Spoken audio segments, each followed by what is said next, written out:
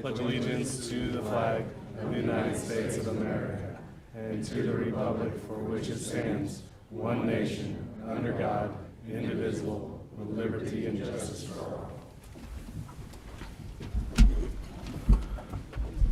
All right, Commissioners, next item on the agenda is approval of the minutes. Any additions, deletions, motions? Motion to approve the minutes. Second. All right, we have a motion properly made second. Any discussion? All those in favor? Aye. Any opposed? All right, the minutes are approved. I will turn it over to Mr. Tyndall for announcements and deferrals. Thank you, Mr. Chairman. Some of the deferrals will be handled under the consent agenda on the packet, but we do have a couple of deferrals that are outside that consent agenda. On page number 5, case 18 and case 19, which is a Z18, application of Faith Investments from O1 to C5 is recommended for a 1-month deferral.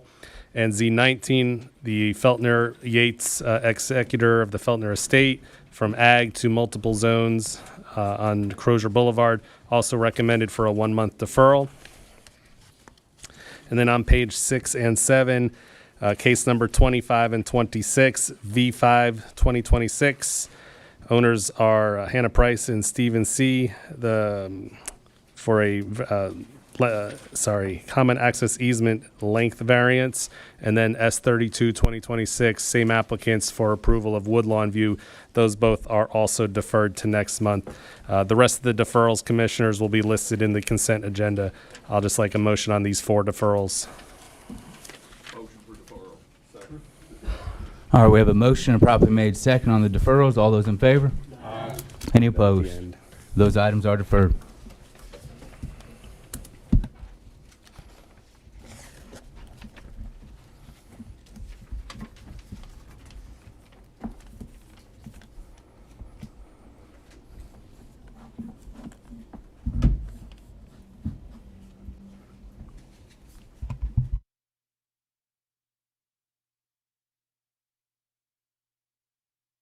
Talk about the upcoming meetings.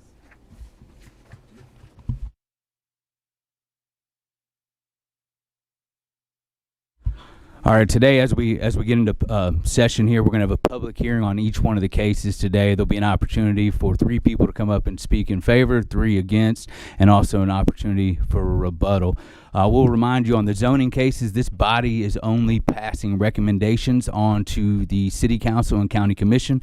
In your packets today, you will see when those next meetings are. So if you're interested in a case, please follow those to the next level. If you have any questions about how things are going to work, you can always call the Regional Planning Commission or the city or county office to see how things progress. Without further ado, I will hand it back over to Mr. Tyndall. All right. For the public, the cases on page 1, 2, 3, and 4 are on our consent agenda, and I'll have to read the statement first. All items in this portion of the agenda are considered routine and non-controversial by the staff of the Regional Planning Commission and may be approved by one motion. However, a member of the audience, commission, or staff may request that an item be removed for separate consideration. At this time, I'll ask Mr. Parker here to read each of these cases into the record. Pay attention to whether it's conditionally approved or deferred, and then we'll see if anyone needs to speak about any of these cases individually. Thank you, Mr. Tyndall. Our first case in the consent agenda is subdivision, case number S29-2026. That's a request for final plat approval of Red River Ridge Phase 2. It's approximately 12.88 acres, zoned R1, single-family residential district, 60 plus or minus lots, and the staff recommendation is for approval. Case number S33-2026. The request is for Highland Pastures Highway 149, lots 1 through 10, and Oak Pastures Old Tennessee 13, lots 1 through 7, 182.59 acres plus or minus, zoned agricultural district, and 17 lots are proposed. Staff recommendation is for approval subject to the conditions listed. Case number S35-2026. The request is for final plat approval of Mayfield Section 1, lots 1 through 12, and Mayfield's Cluster Section 2, lots 13 through 74. approximately 31.85 acres.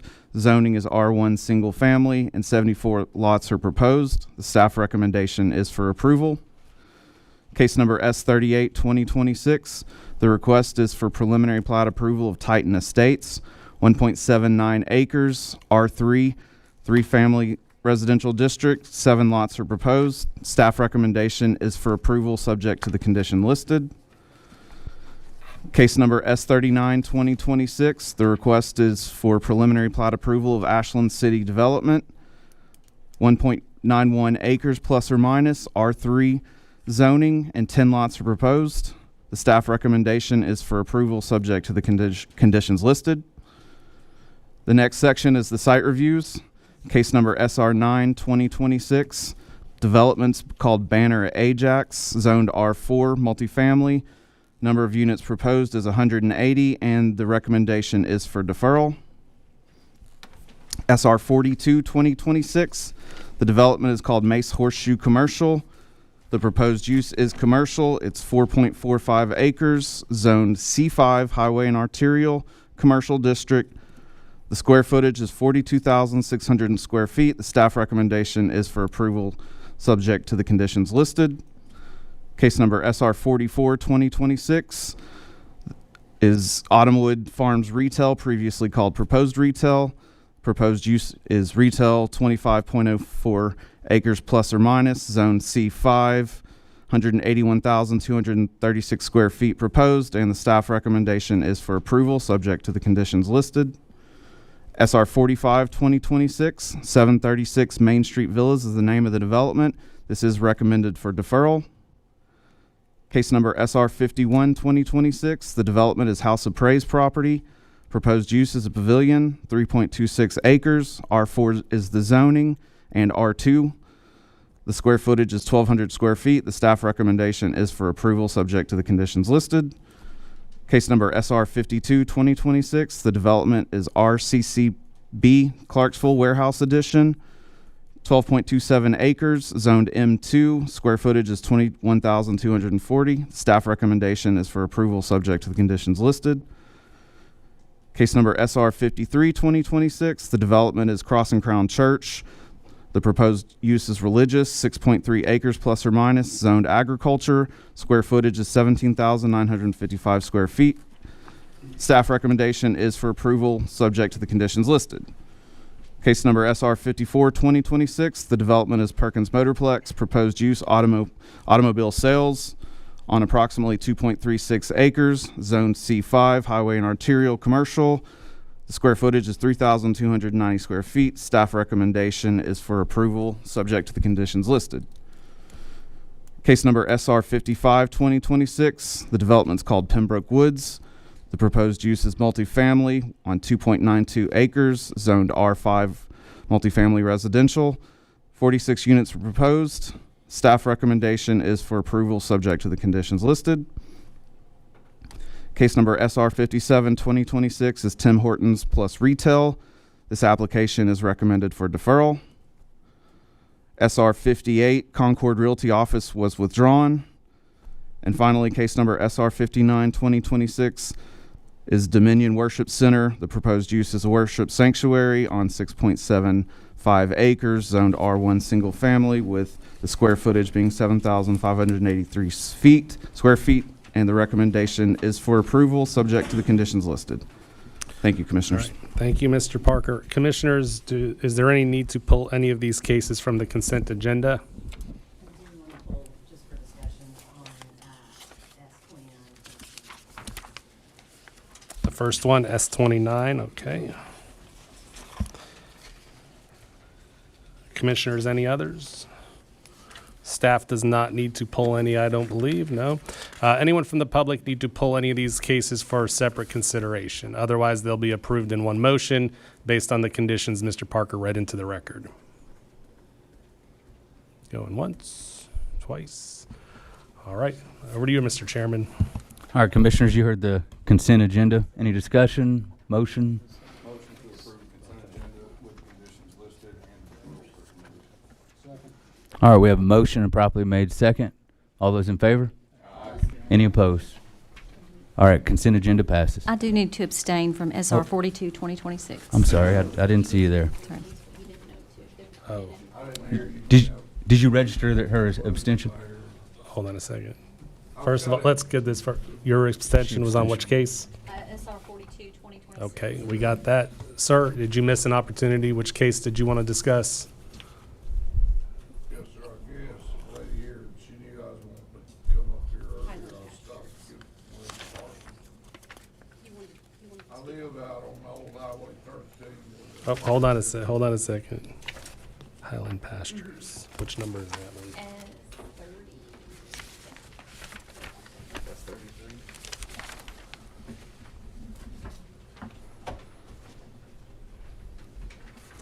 What do you want to do? Have we already made a motion? Yeah, and approve the consent agenda. So somebody from the prevailing side could make a motion. If they want to consider, the prevailing side could rescind the motion on that one, and we could have a separate hearing on that one, but Okay. yeah, we just need someone to do that. Commissioners, do any of you want to make a motion to rescind S33 2026 for the gentleman out in the public here? I'll make the motion to rescind my motion on S 33. 2026, so it's going to be heard. We got a second. Take a vote on that. Okay, we have a motion and a second to remove S33 2026 from the consent agenda and be heard on its own. Any discussion on that point? All those in favor? Any opposed? Okay, S33 2026 been pulled. All right. Now we'll just, we're going to move. We're going to do this one now. It's too late. Always back in. There's no other So, subdivision. all right, since there's no other subdivision cases, Mr. Chairman, we'll go over the two subdivision cases that were pulled. So first, in numerical order, we'll do S29, 2026, and then we'll get to that case right after it. Okay, S2926, the applicant is Meritage Homes. The subdivision, again, is Red River Ridge Phase 2. It is a final plat. The property is located east of Rudolph Town, accessed from Little Barn Drive, zoned R1 in the city. On page 4, you'll see the subdivision report with pages 4 and 5 having the department comments. In addition to page 6, page 7 is the aerial overview of the site. Page 8 is the proposed final plat. If there's any questions for the staff, I'll be happy to try and answer those. Otherwise, the recommendation is for approval, no conditions. Thank you. All right, Commissioners, S29 2026, questions for staff? How many lots does that put us at total with these lots and the lots within Rudolph Town?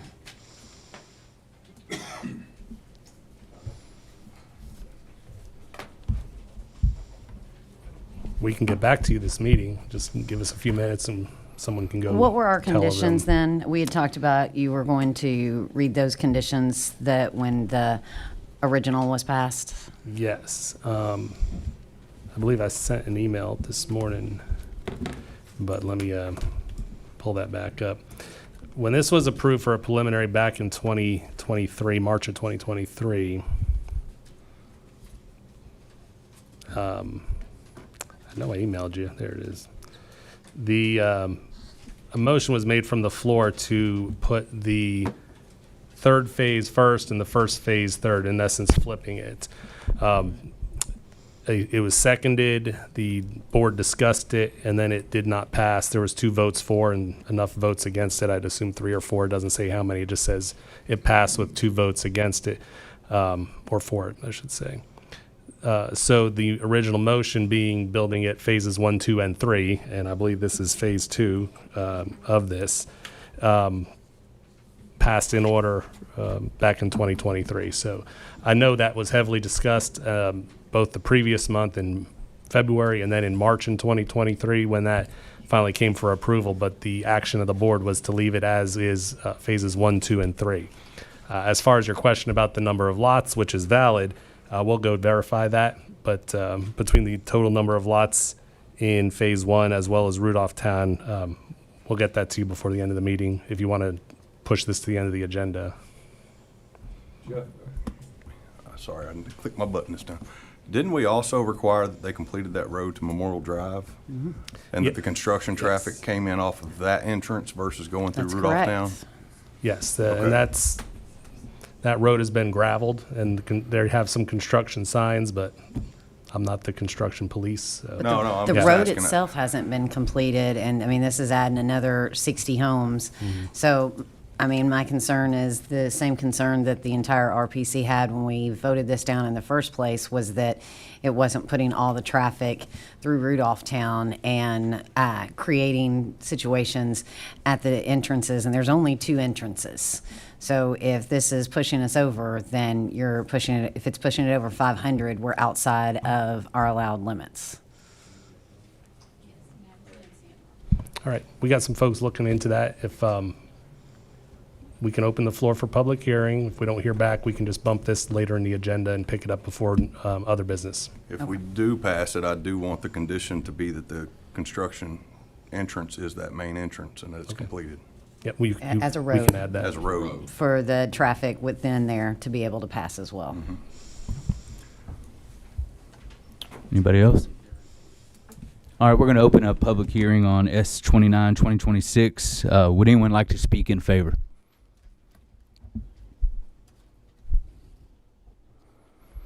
All right, seeing no one. Yes, sir.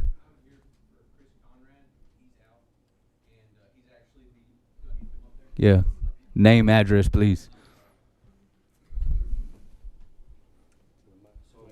My name's Andrew Smith. Andrew Smith, so I work for L.I. Smith, and I'm here on behalf of Chris Conrad, the surveyor of this, and he said he was talking with some of the city inspectors or something on this, and that the road was completed. I think he's been talking with Brad Parks, I believe. Brad Parker from our Brad office. Parker, I'm sorry. Yes. And you're probably talking to some street department Yes, sir. inspectors, and that deals with your Section 2 roads. I believe what the commissioners are talking about is your main road out to Memorial. Okay. They would like to see that opened up sooner than later Okay. as part of this before Phase 3 comes in. Okay. Um, But that was all. Commissioners, do you have any questions for Mr. Smith? Any here? questions, commissioners? I think we've already said exactly what we're wanting, but I want, before we even approve this one, I want to know that we're not violating our own rules. Okay. Okay. Thank you, sir. Thank you. Appreciate it. All right, would anyone else like to speak in favor of S29, 2026? Seeing no one, would anyone like to speak against S29, 2026? All right, we're going to exit public hearing. Commissioners, sounds like we're probably going to need to defer this unless they have a house count for us. Or Can the street department speak on whether that road's been completed? As far as I know, last time I drove by there, it hadn't been completed. The other day, and Street Department, please. You know, as far as the street department's concerned, that's still just the construction entrance off of Memorial. It is not paved. There's no binder down. The main ingress egress for the completed homes is still through, and the Memorial Drive access is dedicated to construction traffic. Have you heard any complaints from the neighborhood on whether or not construction Probably- traffic's been coming through the neighborhood? Probably not as many as Council Lady Streetman, but we've done a pretty good job policing it, as has the contractor. They've been very receptive to that. And, I mean, you're going to get an odd subcontractor, but the heavy truck traffic and stuff like that is, as far as I understand, been mitigated. That's not been an ongoing issue. A plumber and electrician from time to time still traverse that route and whatnot, but most of that's cut down. Any other questions for Street The Department? rest would just be for the staff. If they can find out if we put that stipulation on Phase 1, I'd like to know why it hadn't been done completely if we said that the road had to be done. What do you want to do? Push this or what? Yeah, you can push it to the end of the table it till the end of the meeting. Need a motion for that? Someone just needs to make a motion. I'll make a second motion it. to table S29, 2026 until the end of the meeting. All right, we have a motion properly made second to table S29, 2026 to the end of the meeting. All those in favor? Let's see. Aye. Motion passes. Okay, the second case, pulled by the public here, S33, 2026. Mr. Parker, if you'll read the full conditions in this one. Case number S33, 2026. The applicant is Joshua Dennis. Again, the name of the subdivision is Highland Pastures, Highway 149, lots 1 through 10, and Oak Pastures, Old Tennessee, 13, lots 1 through 7. It is a preliminary plat. Property is located east of and adjacent to the intersection of Old Highway 13 and 149. Proposed acreage is approximately 182.59. 17 lots are proposed. The property is zoned ag for agricultural district, and it is in the rural area of the growth plan. On page 22, you'll see the aerial overview of the property. The proposed plat is on pages 23 through 26. And on pages 27 and 28, you'll find some elevation and grade profiles for the private roadway that's shown. The staff recommendation is for approval subject to the following 4 conditions. Those are approval of grading and drainage and erosion control plans by the Montgomery County Building and Codes Department, approval of all utility plans by the city or the utility district official, approval by TDOT, and approval by the County Highway Department of road and drainage plans for drainage structures within the proposed rights-of-way before construction begins on site. Department comments are on the following 2 pages after the staff report. If there's any questions, I'll be happy to try and answer those. Commissioners, any questions before we open up public hearing? All right, we're going to open up public hearing on S33, 2026. Would anyone like to speak in favor?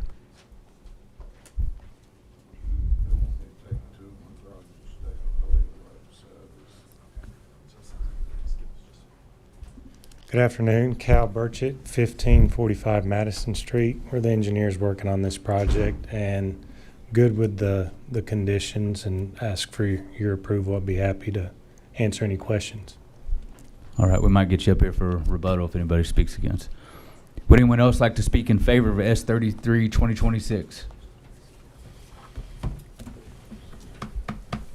All right, seeing no one. Would anyone like to speak against S33, 2026? Name and address, please, sir, right in the mic there. James Vaughn. I live out on Old Highway 13 in Montgomery County. They're sent me this letter saying that they was going to take the farm there by me, the Josh Dennis farm, and I guess subdivide it off into some acre lots, acre and a halves. I came up to get the plaque this morning to look, see where the entrances was gonna be. And they said that, lady showed me on the map that I've got 2 buildings there. We had a shared driveway. It's in the record on my deed. The driveway was a shared driveway between me and the owners for Dennis. Mr. Dennis owns now. I've lived on this property 72 years. It's a 3rd generation farm. Years ago, my mother sold that farm to my daddy's 2 brothers. And they cut her a deed, 12 or 13 acres, and then they kept the other 80 acres. When the deed was made up to separate this farm, it says on the deed that quitclaim deed that I got from my mother when she sold it to me, I bought an acre and 56 hundredths lot. My brother bought the rest of the 12 or 13 acres that my uncles gave her or deeded to her. Bottom line is, when they made this deed up to cut her part out of the 80 acres, it said we would share the driveway with my 2 uncles that owned the property by me that Mr. Dennis owns now, my little garage up front, and then proceed on down to the well below my house, an old well. Well, I have always had room enough to get a lawnmower around it, but no room to drive around it. Now they're saying that I might have to take garages down because this garage they're saying is sticking out right on the line. It's showing it here right on the line. And I had put another garage behind it in the last 20 years. I came over here to Montgomery County and thought I was doing all this right. I got the framing permits. I had it inspected. I had it inspected again when the framing was done. They're saying that it's hanging out a foot or so over on Mr. Dennis, and that I might have to either, I don't know what I'm gonna do. That's why I'm here. I wanted to hopefully talk to the fellow that's gonna be doing these plaques. Maybe I don't know, when I got my deed, I thought they had a surveyor from Montgomery County come down there and survey my mother's 13 acres or whatever she had bought or was decided upon when my uncles willed it back to her or sold it to her or split the farm. They kept 40 apiece and give her 13. And that deed was good back then. They made that. It's Sir, I'm sorry to interrupt you, but your time, you get 3 minutes. It's gone past a little bit, so if you could just wrap it up for us real quick, and we'll try to get you some answers here, okay? I'd like to figure out what I'm going to do. Yes, sir. And I ain't planning on taking my two buildings down over a foot of space. Thank you, sir. Appreciate I it. mean, if we work together with the, I'm going to try to get somebody to answer your questions. Maybe the engineer can, or we can do something, okay? Staff, you guys have anything for I don't know who the him? engineer is. Who do I need to get with? 1 second, sir. I think it'd be appropriate for the firm that did the survey to speak, and that would probably be. Okay. We're going to get the engineer up here for a rebuttal, and then you guys can go from there, okay? I'm sorry, I can't hear. We're going to get the engineer up here to rebut some of your inquiries, appreciate and it. we'll go from there, okay? Thank you. Yes, sir. All right, would anyone else like to speak against S33 2026? All right, seeing no one, would you like to come up and rebut, please, sir? Maybe answer some of these concerns he had about his property line? Sure. Cal Burchett again. So this is a conceptual layout. We have not done an official survey on our side. We were aware that the driveway and structures are very close. I made our client aware. He said he had no trouble either giving him a land that if there is, an encroachment, or the driveway also. So we want this to move forward, and we'll go through the proper steps to make sure that he's satisfied, because those structures have been there, open and notorious, a long time. There's no problem with our client as far as making it right. Okay, will you talk to that gentleman sidebar? Sure, absolutely. After the meeting or whatever, please? Yes, sir. Okay, thank you. Appreciate it. All right, we're going to exit public hearing. Commissioners, you got any questions, discussion on this? I think Cal just answered it. I'd make the motion that for approval with an extra condition that the landowner works with Mr. Vaughn and figures out how to give him the easement he needs to keep his buildings legal and on his property. And if Mr. Vaughn needs to give up a little acreage on the backside of his to make that acreage equal out, then I would make that a condition of it. If Mr. Dennis is okay with it. And Mr. Vaughn, you're okay with that? All right. I'll put that in the form of a motion. All right, we have a motion properly made second with an extra condition. Staff, did you get that additional condition? Okay. Motion properly made second. All those in favor? Aye. Any opposed? All right, S33 2026 passes.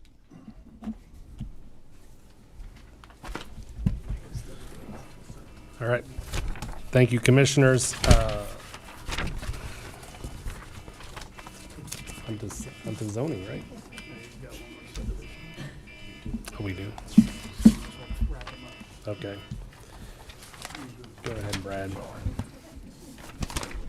Brad. Thank y'all for your time. Appreciate it. All right, commissioners, we're going to head over to case number 27, S34, 2026. Chris Blackwell and Reese and Tommy Byard. Mr. Parker, please go over this case. Thank you, Mr. Tyndall. Case number S34 2026.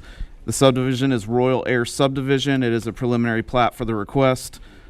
Property is located at 1911 Old Russellville Pike. The property is approximately 10.85 acres with 51 lots proposed. The current zoning is R2A, single family residential. This is located within the city. On page 31, you'll see the aerial overview of the site. The following page, 32, is the proposed plat. And then on pages 33 through 35, there are a couple of emails received. The staff recommendation is for approval subject to the following 3 conditions. Approval of all utility plans by the city engineer's office. Approval from the Clarksville Street Department to include roadway improvements, grading and water quality, and driveway access locations to the public right-of-way. And approval from the R.J. Corman Railroad LLC. Just go into the department comments a little bit from the Clarksville Street Department. Show the 100-year flood area or 100-year flood and grading and drainage permit. And I'll point you to under other comments, R.J. Corman Railroad Group LLC. Specifically, they indicated all drainage structures must remove all water sewage away from the railroad.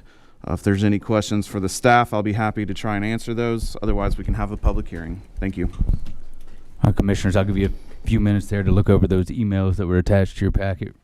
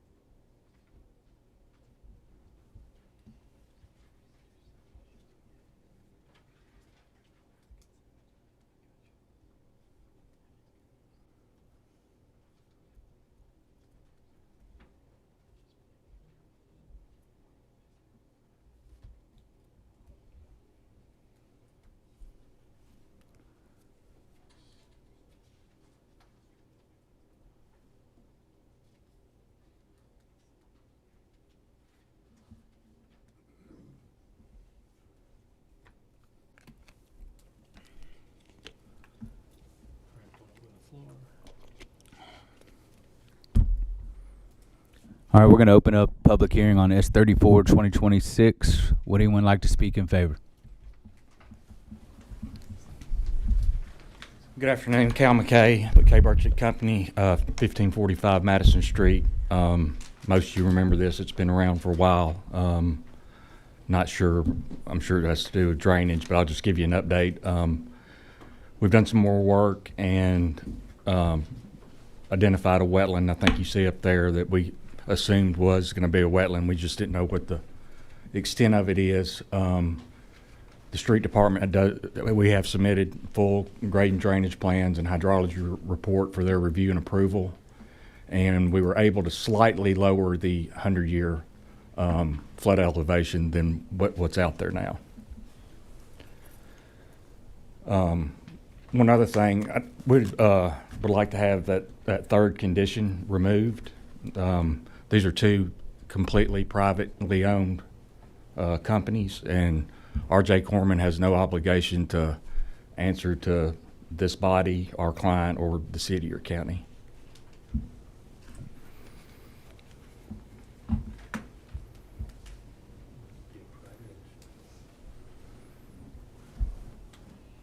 I'll be happy to answer any questions.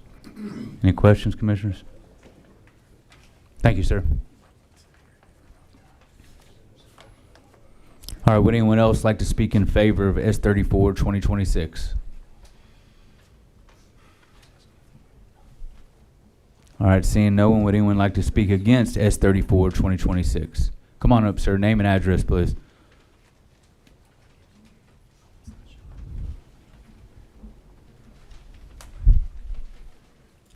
Hello, I'm Dr. Michael Shue, 412 Lake Point Drive. I'm representing my mother and father, Dr. Paul and Sue Shue. Sue Shue is over here today. Just wanted to clarify one thing. This is not strictly speaking against it. Just want a little bit clarification. They own the properties on 1861, 1871, and 1881 Water's Edge Drive, which is just opposite of that water area, which will be at the northwestern side or on the left side of that map over there. It looks like there's two ponds, but you know, when it's raining a lot, they kind of go together. So we just have some concerns about, and I think Mr. McKay mentioned something about the 1 foot lower on the 100-year flood mark or something like that. Obviously, just want to make sure it's not going to impact our properties over there in terms of flooding of the contiguous pond over there based on their drainage and erosion plans that they have over there. Other than that, that's the only question that I have. Thank you, sir. Would anyone else like to speak against S34 2026? Seeing no one, Mr. McKay, would you like to rebut? I believe we addressed this question about the stormwater. We're doing everything we can to lower it and make it as low as possible. I do want to know if you have any questions about the R.J. Corman thing. That's a pretty serious comment. Commissioners, any questions? Not for him. I'll wait till he's done. Thank you, sir. All right, we're going to exit public hearing. Commissioners? Can we get the street department up there to, Street Department, please. you guys have seen a full drainage plan and are in favor of it, approved of it? We have the plan. We've had some comments back and forth on the plan, but the plan at this point, you know, again, it's a little early in the process to have the grading and drainage plan approved at this point. So How long we'll do you, have it approved. How long do you guys need to approve it? I mean, it's inside of a week. I would say it's probably going to be completely reviewed. So Before Yeah. next month? You said? absolutely, Okay. yeah. Okay. Are you okay with a deferral for 1 month to allow them time to review drainage? Something that this body has the ability to do is require that the street department has the ability to review drainage before it comes to us. And I'm okay with removing the R.J. Corman stuff as well, because that is a private company. They're not a government entity, so they have no regulatory authority over anybody trying to do something on their own property. Their property rights start and end at their property pins, just like everybody else in this room. So, you good with a month deferral while they Agreeable. review your drainage plan that's been submitted? I'll make a motion to defer this for 1 month to the next meeting. All right, we have a motion for deferral on S34 2026 for 1 month, and we have a properly made second. Any more discussion? All those in favor? Aye. Any opposed? Oh, it'll be removed next month. I'll remove it. All right, S34 2026 has been deferred for 1 month. All right, commissioners. Now we'll go back to your zoning cases. And I'll turn it over to Mr. Spainhauer to walk through the city and the county zoning cases, and then we'll do the site plans after that. Okay, Commissioners, under your city zoning tab, page 1, you start with Z22-2026. It's the application of Youth Realty LLC. They've requested to go from O1 Office District to C2 General Commercial District, and that's for a parcel of land located on the eastern frontage of Professional Park Drive, approximately 1,850 feet south of the intersection of Dunlop Lane and Professional Park Drive. The reason for this request, as stated by the applicant, is to convert the existing facility into a nursing home. No new construction is planned. This request does encompass 2.11 plus or minus acres. A portion of the lot is already zoned C2.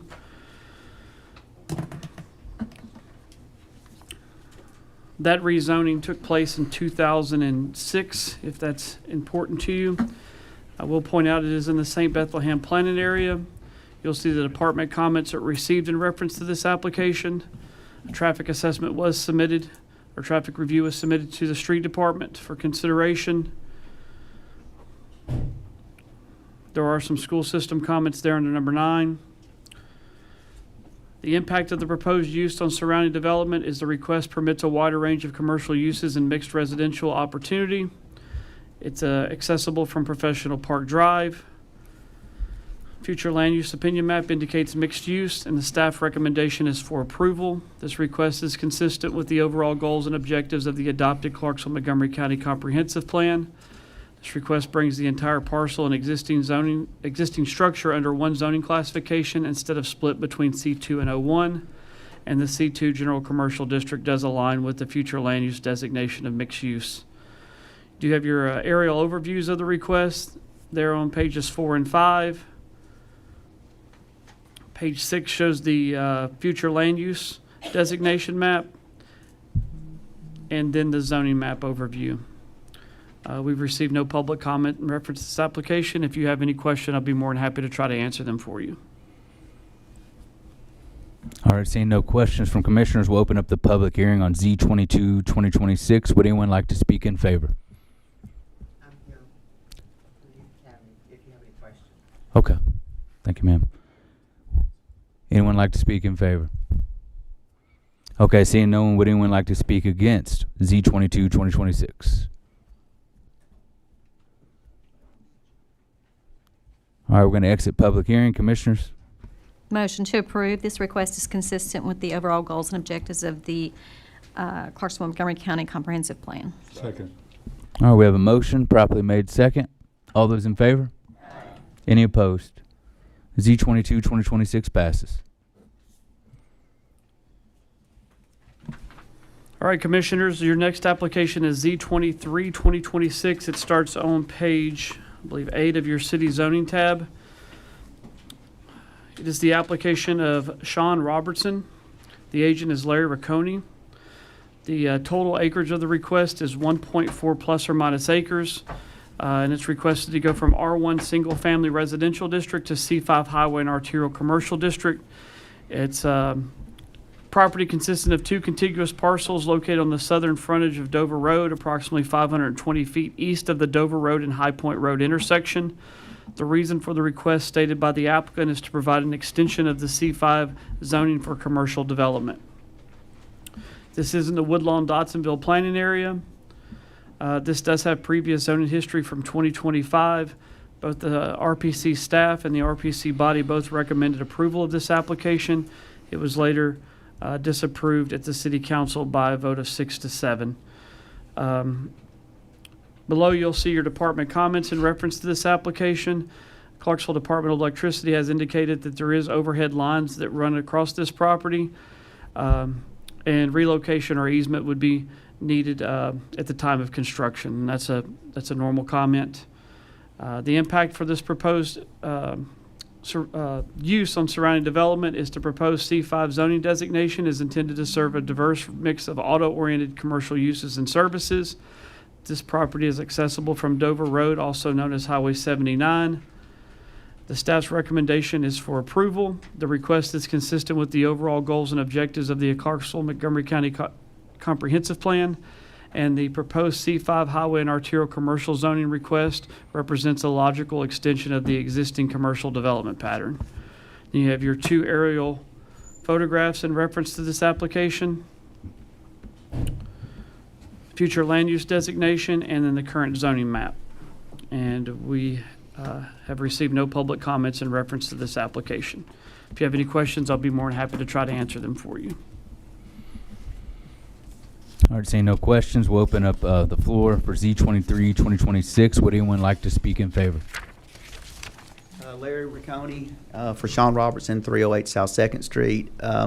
Again, the staff presented it as better than I could. It's really an extension of the existing C5. It was voted on and approved by this board and this body before. We've waited our time. We're going to take it back to the city council. Hopefully we'll have it passed then, and we just ask for your support. It makes sense to us as an extension with C2 behind it and there's C5 across the street. Thank you, sir. Short. Would anyone else like to speak in favor of Z23, 2026? Would anyone like to speak against Z23, 2026? All right, we're going to exit public hearing. Commissioners? I'll make a motion for approval as this is consistent with our Montgomery County Comprehensive Plan. Second. All right, we have a motion properly made second. All those in favor? Aye. Any opposed? All right, Z23, 2026 passes. All right, Commissioners, if you'll switch to your county zoning tab, you have your first case for today. It's CZ4 2026. This was an application that was before you last month, originally submitted to go from agricultural to C5. That application was recommended at that meeting to consider a different zoning classification, and the owner has resubmitted as agricultural to C2 General Commercial District. The acreage and those items remain the same, which is 2.18 plus or minus acres, and that is a portion of the tract of land located at the northwest corner of the Rossview Road and Kirkwood Road intersection. The statement for proposed reason for this request stated by the applicant is for a proposed convenience store at a signalized intersection. This property is in the urban growth boundary of the city, of Montgomery County, and the Rossview planning area. You do see department comments are received in reference to this application. A traffic assessment was provided to both the County Highway Department and the Regional Planning Commission. Other information was distributed in reference to the future widening project associated with Rossview Road. You do have some public school system comments there under number 9.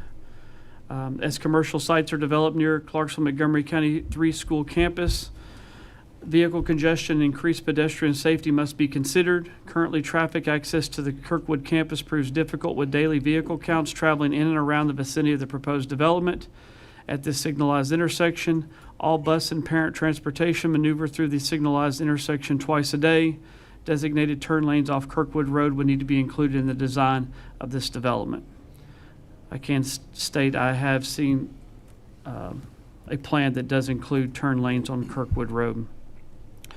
Impact of proposed use and surrounding development. The proposed C5 zoning designation is intended to support a diverse mix of auto-oriented commercial uses and services. This has access to, in frontage to Rossview Road and Kirkwood Road. It is in the Rossview planning area, and the future land use designation is suburban neighborhood. The staff's recommendation is for disapproval. This request is not consistent with the overall goals and objectives of the adopted Clarksville Montgomery County Comprehensive Plan.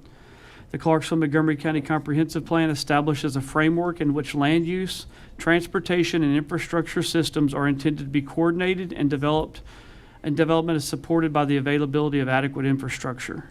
Presently, multiple developments in the area have been coordinated, proceed in phases or at a reduced pace through the planned unit development process and residential development limitations. In recognition of the existing infrastructure constraints, given the roadway capacity limitations and the need to maintain consistency with the comprehensive plan's infrastructure coordination objectives, additional zoning approvals that would intensify development are not recommended at this time. You do have the aerial photographs there under page 3 and 4. You have the future land use designation, and then you have a zoning overview map of the area. And then you do have an email in support of this application. I'll be more than happy to answer any questions that you may have for the staff. I'll give commissioners a moment on that email, and then we'll open up public hearing.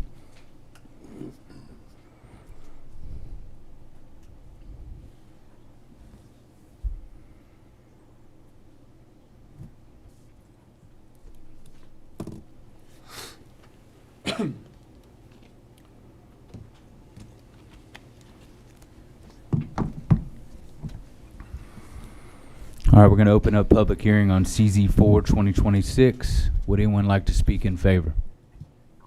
Come on up, sir. Name and address, please. My name is Bill Beach, 631 Highway 76 in Clarksville. I'm the one who's proposing to develop the store. I'm just here to answer any questions. Last month we requested C5. Per your recommendation, we change that to C2.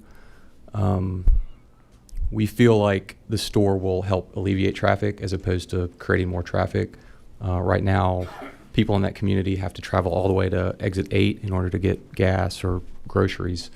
We're providing a service to the community. We feel we're putting the turning lanes as requested and would appreciate your support. Thank you, sir. Would anyone else like to speak in favor of CZ 4 2026? Seeing no one, would anyone like to speak against CZ 4 2026? We'll exit public hearing. Commissioners? I'll make a motion for approval, as this zoning is what we requested that the developer come back and do last month. And I do personally believe it's going to help limit trips up to exit 8, which will help alleviate a little bit of traffic in that area. Second. All right, we have a motion properly made second. Any more discussion? All those in favor? Any opposed? All right, CZ 4 2026 passes. Commissioners, on page 9 of your staff report, you have the next application, which is CZ 6 2026. It's the application of Shannon Cummings. The request is to go from AG Agricultural District to R1 Single Family Residential District. This is for a parcel located on the western frontage of Dixie B Road, approximately 2,800 feet south of the Trough Springs Road and Dixie B Road intersection. This request encompasses just under 17 acres at 16.97 plus or minus. This is in the planned growth area of Montgomery County. The planning area is Fredonia and Adams. The reason for the request was not provided by the applicant, but R1 is a single-family residential zoning classification. You'll see that there were no department comments of any concern relative to this application from departments.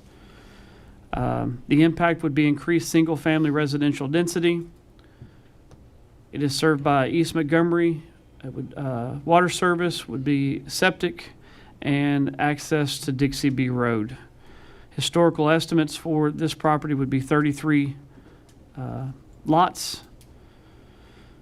Future land use map designation is rural reserve. The staff's recommendation is for approval. The request is consistent with the goals and objectives of the adopted Clarksville-Montgomery County Comprehensive Plan.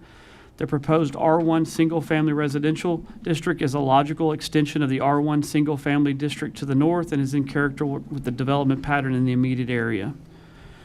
Pages 12 and 13 are the aerial overviews of the request.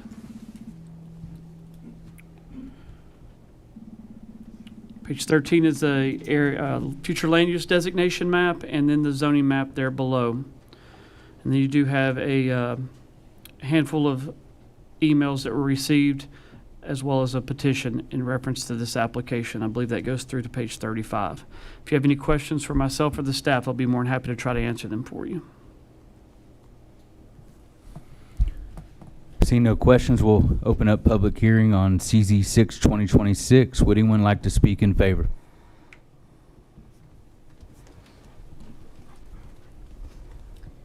I'm Sandra Cummings. I'm the owner of 816 Dixie B Road, the property in question.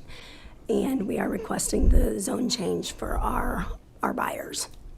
And I'm here for answers if anybody needs any more. I don't have that many. Questions? Thank you, ma'am. All right, would anybody else like to speak in favor of CZ 6 2026? Seeing no one, would anyone like to speak against CZ 6 2026?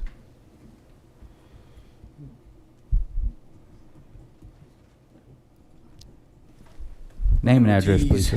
846 Brick Court. Provided the protest petition and the email signatures I provided was well over 61, I believe. The adjoining neighborhood, we feel will negatively affect our neighborhood greatly. Years of construction, I back right up to it. Trees will be cut down, wildlife will be displaced. We just spent a lot of money fixing an issue with our septic system that will cause more drainage into all the lots that are adjoining. One more traffic. We feel it just kind of ruins the entire feel of that neighborhood and why we chose to live there and buy there. So yeah, a lot of people, that whole neighborhood does not want this. So thank you very much. Thank you, sir. Would anyone else like to speak against CZ 6 2026? Come on up, ma'am. Name and address, please.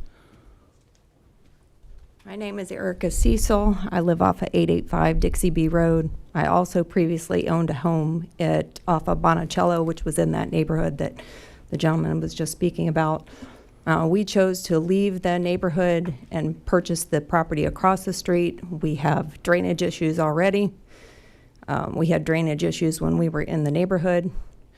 We preferred to be out in more of a rural area, and we feel like this development is going to cause a lot more traffic on Dixie B. Historically, it's been nothing but agricultural. We are surrounded by agricultural and would not like to see this development come in and add to the traffic and add to our schooling issues. Thank you. Thank you, ma'am. Have room for one more to speak against CZ 6 2026 if anyone would like to. All right, seeing no one, would the proponent like to rebut any of the comments? Good afternoon, Shannon Cummings, 316 Dixie B Road. Does that count as the same party? Okay. Yes, Go ahead, sir. And again, I understand there's some issues, but the back of our property, talking to our builder, it's not going to affect any of the trees back there. When you look at the property overview, behind the actual standing house is a wooded area that has drainage. His goal is to preserve that area and those trees, is my understanding. Okay, thank you, sir. All right, we're going to exit public hearing. Commissioners? I make a motion for approval based on the proposed R1 single-family residential district as a logical extension of the R1 single-family district to the north and is in character with the development pattern in the immediate area. All right, we have a motion in favor and a properly made second. Any discussion? All those in favor? Hang on, I got one question. Go ahead, sir. For the staff, y'all's historic is 33 lots on that R1 on septic? It's highly unlikely. I mean, that had to be some really good ground. I can't either. Not So, gonna happen. Our historical data goes by and pulls all different, it doesn't separate them from septic or sewer, because you can do a private sewer system as well, and then you can still get that level of density.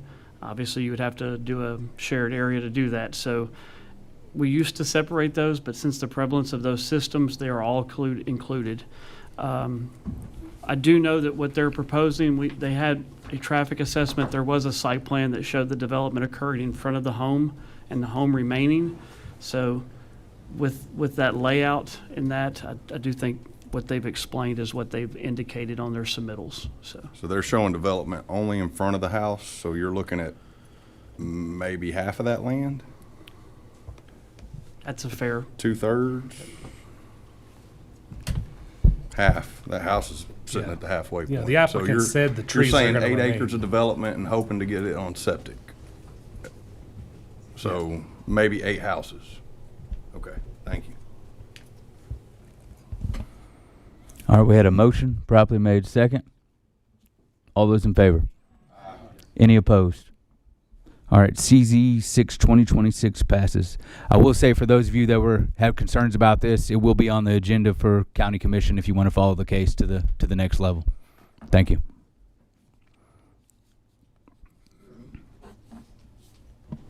Commissioners, on page 36 of your county staff report is CZ 7 2026. It's the application of Kent and Carolyn Brown. The agent is Matt Lassiter. Total acreage of this request is 3 acres. It's presently zoned R1 single family, proposed to go to C5 highway and arterial commercial district. The reason for this request stated by the applicant is to build a dental office, and this is in the urban growth boundary of the Clarksville-Montgomery County Growth Plan. You do see department comments in reference to this application. Under the next tab, and then planning staff's study and recommendation. The impact for the proposed use is the proposed C5 zoning designation is intended to support a diverse mix of auto-oriented commercial uses and services. It is in the Sango planning area under the mixed residential neighborhood designation, future land use designation. The staff's recommendation is for disapproval. The request is not consistent with the goals and objectives of the adopted Clarksville-Montgomery County Comprehensive Plan. The adopted Clarksville-Montgomery County Comprehensive Plan, along with the Sango planning area general recommendations, emphasize the need to limit the oversaturation of strip commercial development. The proposed C5 highway and arterial commercial district does not fully align with the future land use designation of mixed residential for this parcel. The mixed residential neighborhood designation is intended to support a variety of housing types with limited neighborhood serving commercial uses while maintaining an appropriate mix of commercial and residential uses. The next two maps are the aerial overviews of the request. You have the future land use designation map and then the current zoning map of this request. We have received a couple of calls with questions in reference to this, but no public comment has been logged. If you have any questions, I'll be more than happy to try to answer them for you. All right, seeing no questions, we'll open up the public hearing on CZ7 2026. Would anyone like to speak in favor?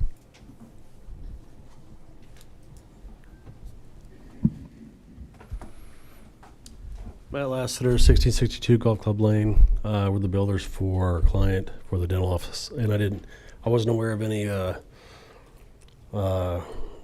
reason why this wouldn't approve. We did submit a traffic study you guys requested. You guys have any questions? Questions? Thank you, sir. Thank you.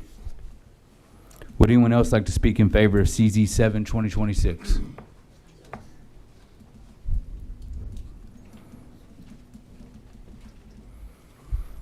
Name and address, please. Danny Gray, 120 Copperstone Circle. It was my understanding that they're thinking it's a strip center. This is a standalone building. I think that it's something that Clarksville is needing a lot of right now, is standalone and not strip centers in the Sango area. Right now, the industry in dental is going towards corporate.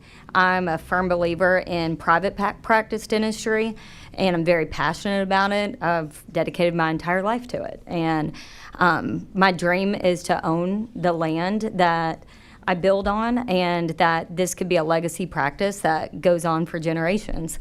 And that someday maybe a dentist or a patient that's passionate about dentistry like I am will want to take over and not sell it to a corporation, so that patients don't feel like a number. That's extremely important to me.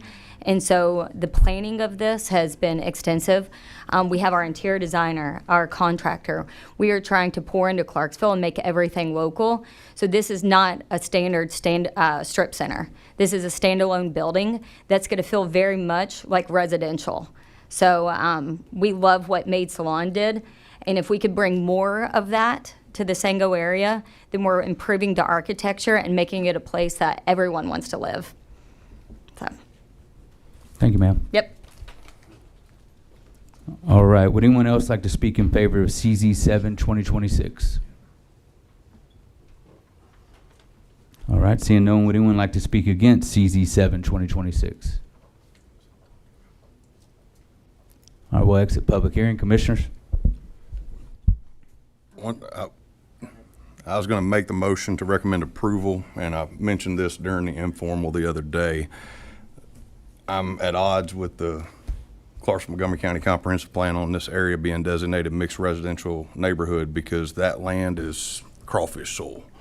So if you put residential on it, those foundations are probably going to sink a little bit. It's just, I mean, it's wet soil. And if you require it to be commercial, at least you have higher engineer standards, and it's going to be built to a certain standard. So they're going to have to dig down and get past that weak, uncompacted soil and build it back up. So I would make a motion for this approval. I second everything that the commissioner just said. All right. We have a motion and a properly made second. Any more discussion? All those in favor? Any opposed? CZ7 2026 passes. All right, that concludes our county zoning. At this time, we'll go on to case number 28 under site reviews, and I'll turn this back over to Mr. Parker.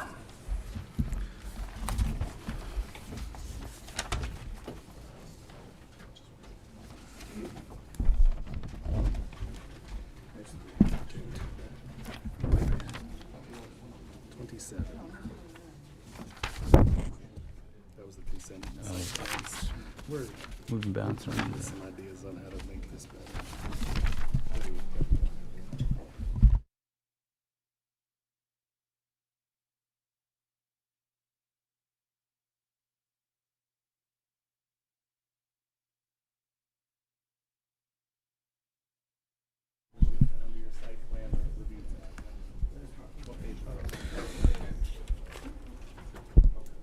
Sorry.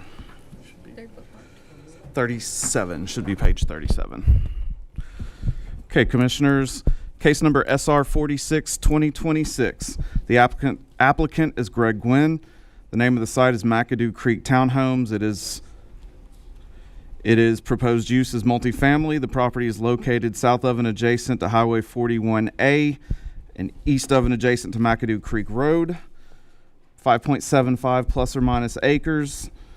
84 units are proposed. The property is zoned R4 in the UGB portion of the growth plan area. On page 39, you will see the aerial overview of the site. On pages 40 and 41, you'll see the site and landscape pages respectively. And then following that, on pages 42 through 52, you'll see emails and pictures that were received from the public. If the commissioners like, I can give you a few minutes to look at that, and then we can get into the recommendation.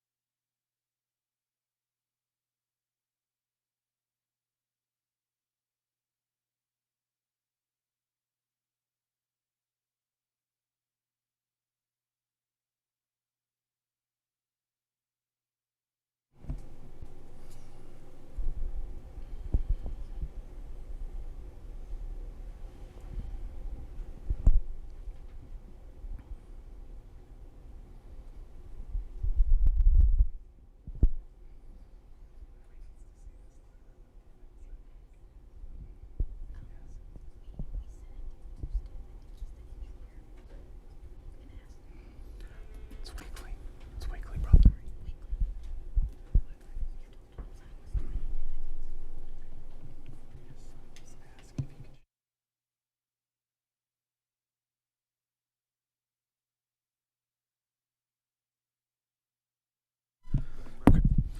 All right, thank you, Commissioners.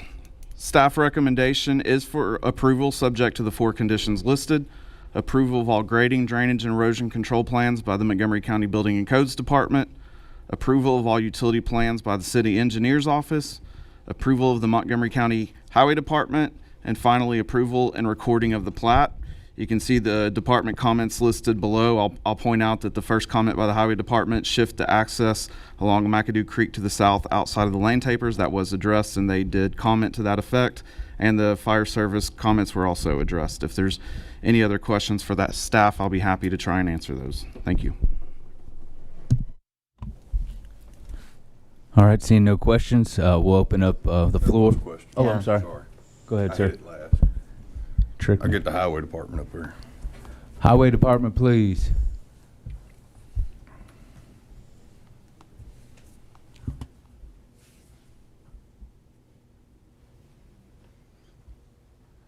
Alex Morris, Montgomery County Highway Department, 1302 Crossland Avenue.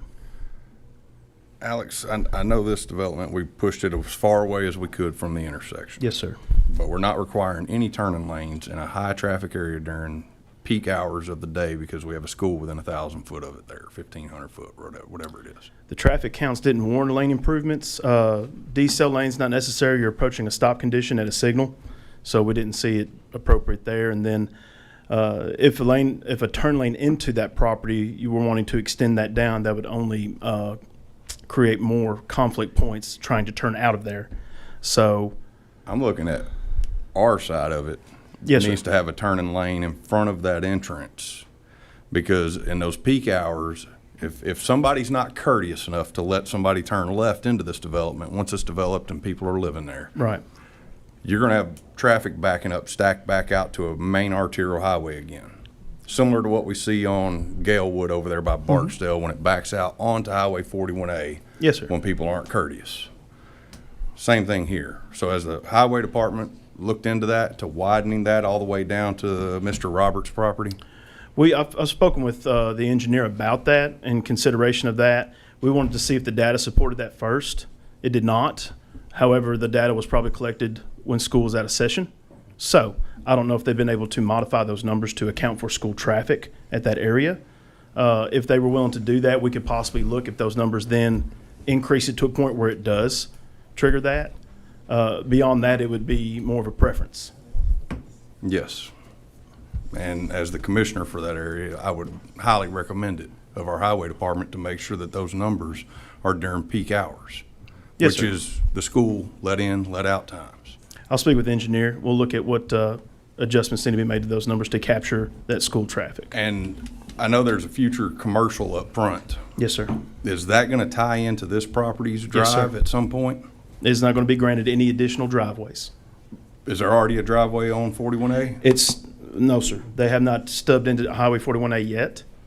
But the plan is for it to be a shared access between the residential and the commercial along 41A if TDOT allows it. Over there where I see that fire access lane on the far right side? Yes, sir. Is that where the plan will be as far from that intersection as we That's can my get it? understanding is their intent. Okay. In the future. And I believe the commercial will be responsible for establishing that access point. Now, would the fire access lane connect to that souvenir shop next to it? Or are those parcels going to connect at all? Or is this one way in, one way out right now for these 80-something units, 84 units? To my knowledge, that's the only access point for the residential portion at this time. And the commercial. Yes, sir. Well, the commercial being a future development. Well, what if TDOT denies them? Then they'll have to figure something else out.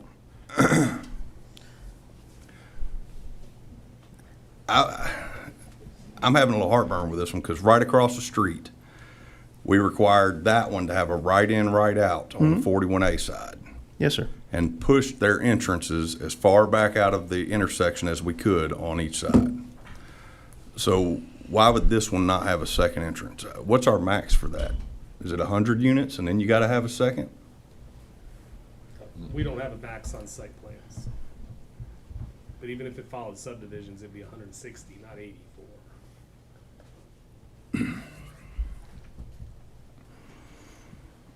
I got a little heartburn over this one. Sorry, yo.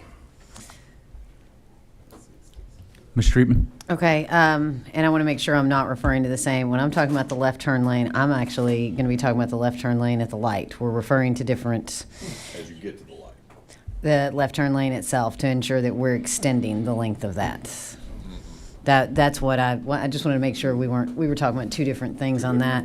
I have concerns with the length of the left turn lane and that is it going to allow enough people to back up in there, because presuming that a good portion of these, if they're planning on turning left, they're at the light and heading into town, you don't have a lot of area, unless I'm incorrect, it doesn't look to have a lot of area for backup in that left turn lane. I'm also going to add on to the heartburn that he just referenced in not having the connection to 41A. I'm even going to revert back to Meredith, the Red River Ridge project. And one of the things we talked about there was the need to even though this does say for future development, but when we're looking at the site plan, we need to look at the site plan as a whole. And if the plan there is for it to be commercial, to have to come back later and say, well, this site plan needs to change, and like you said, if we don't allow it, well, they'll have to figure something out. Well, the figure something out is going to end up being that it's coming all out right there. So I too have concerns with that, and not putting a separate connection, because if you have an accident that happens right there, how does anybody get in or out of that area? And if you have an accident happen there and then a medical emergency inside, how does anybody get inside to the area other than maybe, I guess, the fire access lane, but I got a guardrail there, so really not sure on that. I've heard both of you. Stick around. I think after the public hearing, we'll have a few more things and try to put a bow on all this here. Sure. So, Yeah. Commissioners, any other question of Mr. Morris at this time? No. Okay. Thank you. Any other questions? Commissioners, before I open it up? My question actually would be to you guys. One of the things we see referenced in here in the letter that's attached from the neighboring property, they have a working farm still next door, and their request, one of the things they referenced is the fence that was along there. They shared in the cost of installing that. And again, this is still a working farm. If they have livestock tomorrow, obviously trees and everything trees and shrubs aren't going to be sufficient. So, I mean, I don't think we want livestock wandering around in the townhomes. Is there a way that either the current fence stays, or, as was stated, something comparable? I believe we have forwarded this email to the engineer, so they're aware of this, and I'm sure they're here to speak, so we can ask that question. And if that answer is not good enough, we can talk about a solution there. Okay, thank you. Anyone else? All right, we're going to open up the floor for public hearing on SR 46, 2026. Would anyone like to speak in favor? I'm nervous now. Larry Riccone for Greg Gwynn, 308 South 2nd Street. This was rezoned R4. This body approved it. We had it, we've gone through everything. Of course, it was going to be R4. It's what it was approved for. Important access. So number one, and I mean, Mr. Tyndall's office, I hope can attest to this. We've worked with their office upside down, sideways, whatever was asked to do. With the highway access, we moved it as far back as possible. Commissioner, I don't think you can connect through the fire zone, the fire access. That's one thing that we worked with everybody here. The fire marshal, fire chief wanted better access to those back units. And we could have said, well, approve our site plan. I think we'll show a history that we've worked with everybody on this. We've moved some things around. Those were accessed. So, really, if you look at some multifamily, there'll be some buildings they can't get a fire truck to. We've actually provided the turns fire trucks can make, and you could pull down there and you could actually get hosed to the back of a building. I know we saw a building burn for like a e-bike or something in the back. So we have access for fire coverage to the back. So I'd love to tell you it's going to be accessed. It's not. That's a dedicated fire lane that we're basically are just dedicating to that. We're not going to use it for anything. There is a curb cut on 41A for the commercial. It's not approved yet, but we fully believe that we'll have that once we go through the application with TDOT. So we'll be able to get a curb cut on the 41A for the commercial. We will have interconnectivity between the R4 and the commercial, so we will have another access point. We can't tell you we have that right now because it just has not been approved. But I spoke with the engineer just now. I don't think there's any issue with that coming. Mr. Quinn wants to be a good neighbor. Think this is a good area for this. Hopefully our conduct so far has proven that we want to be a good neighbor. If there's a working farm and they want to leave a fence, I'm sure that's not an issue. Nobody wants the animals running through everywhere. I've not heard anything about the turn lanes. That's the first I heard speaking with y'all. I know the engineers are here. That's above my pay grade, truthfully. But we're asking you to approve this. I know maybe some neighbors aren't necessarily for it, but I will respectfully submit to this board that that's the zoning side, and this is not in my backyard area. Now this is just, do we meet the standard? How do we provide for health, safety, and welfare, which would be the access, which I think we can accommodate. We'd ask you to approve it as submitted. If we need to go back and do something else, we'll certainly work with the highway department and any other bodies that we need to work with. Mr. Crony, do you know if they've applied to TDOT for that 41A entrance? I do not believe they have applied yet, but I don't want to mislead you, Commissioner Smith, but as far as I know, that has not been applied for. Okay.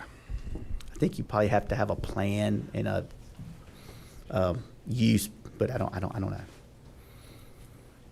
Yeah, that would be kind of why I would like to see it before the commercials actually develop, so that you can see how that's tying into this residential. Because if for some reason TDOT says, oh, okay, it's going to be up close to the intersection, okay? That development, is it going to be its own standalone development? Are they going to make them have a full entrance exit with left turns? I believe the curb I think cuts. if they tied it in now with having the full entrance down here on McAdoo, and then put the right in, right out up on 41A, and then they connected that commercial to that as a whole separate development later on, that's going to be a whole lot easier to deal with versus if they develop that commercial later and TDOT's like, yep, you got to put a full entrance exit right here 250 feet from the intersection. And I measured it earlier on Stratum. From the intersection to the far right is 500 feet across that property. That includes the residential, I believe.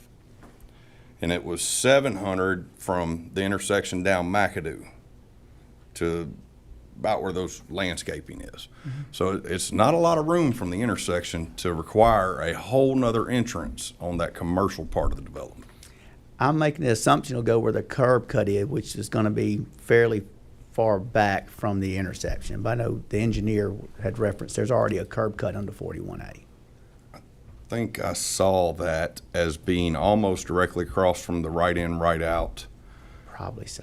It was, well, I think it was on an informal packet, right across the street from the right in, right out. Is that correct? Actually, it was on y'all's website. I had to click on it earlier. Yeah, we had to have the engineer remove that because that driveway has not been approved by TDOT, so we didn't want to show something that may or may not be But that approved. was potentially where they Correct, sir. could put it. But would that be a right in, right out only would be the question. So I'd have to wait for the engineer. Sorry. Thank you, Mr. McComb. All the questions. Thank you, sir. All right, would anyone else like to speak in favor of SR 46, 2026?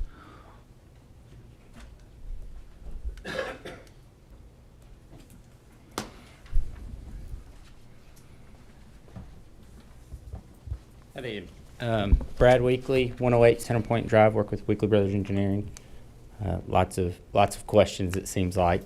So first, when it comes to that entrance that's tying in, that's 600 foot back from that intersection at Highway 41A and McAdoo.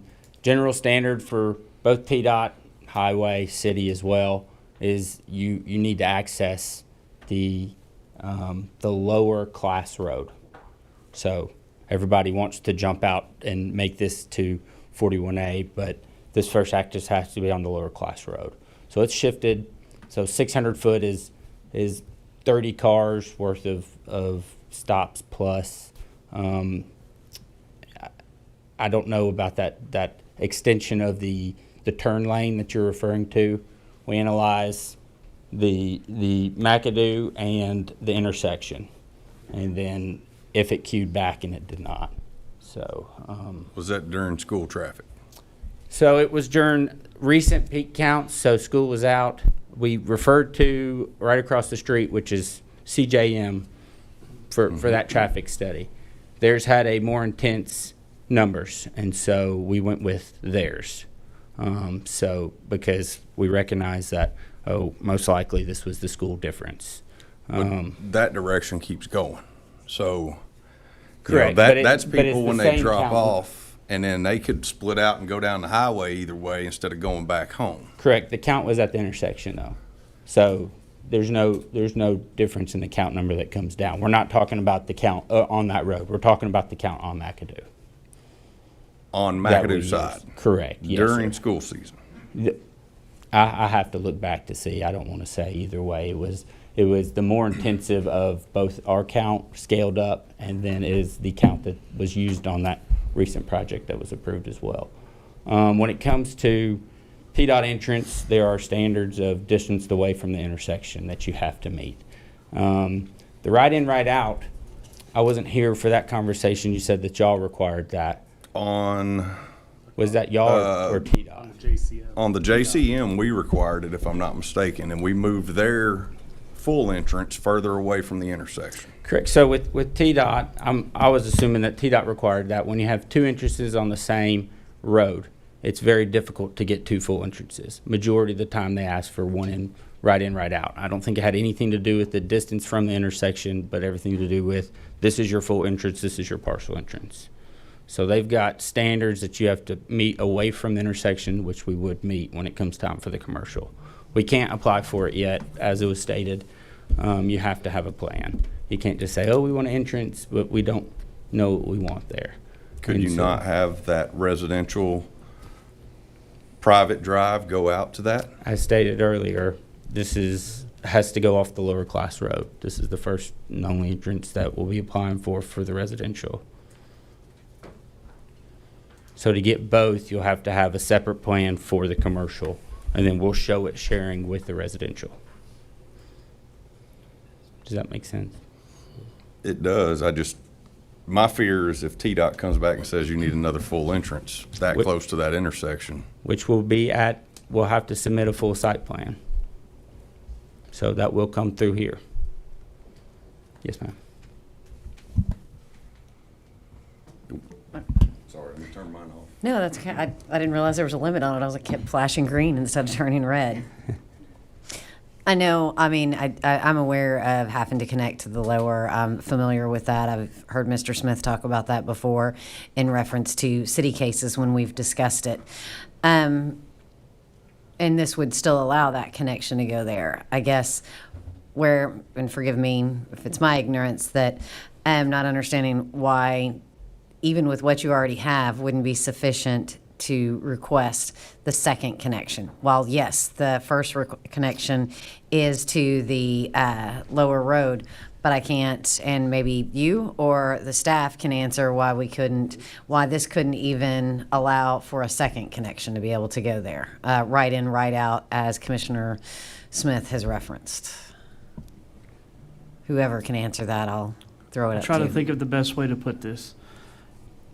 I think you can ask, but the process with TDOT changed 18, 24 months ago, where anytime that they submit, there is a group meeting where it has the engineer, the planning staff, the engineering departments from either the city or the county, and they want to know the specific uses and the counts for the uses that are going to be there. So whether it's a fast food restaurant, it could be a daycare, they go in and specify the minimum requirements that they want to see for each individual use.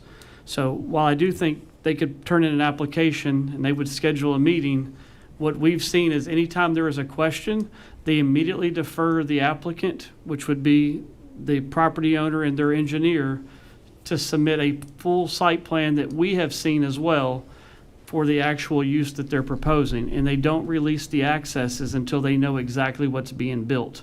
So I think you got to request what you're asking, but then they will not result in an answer. So they would be back to, you have an adequate access that meets our minimum standard, and we're not going to give you another access until we know what that use is.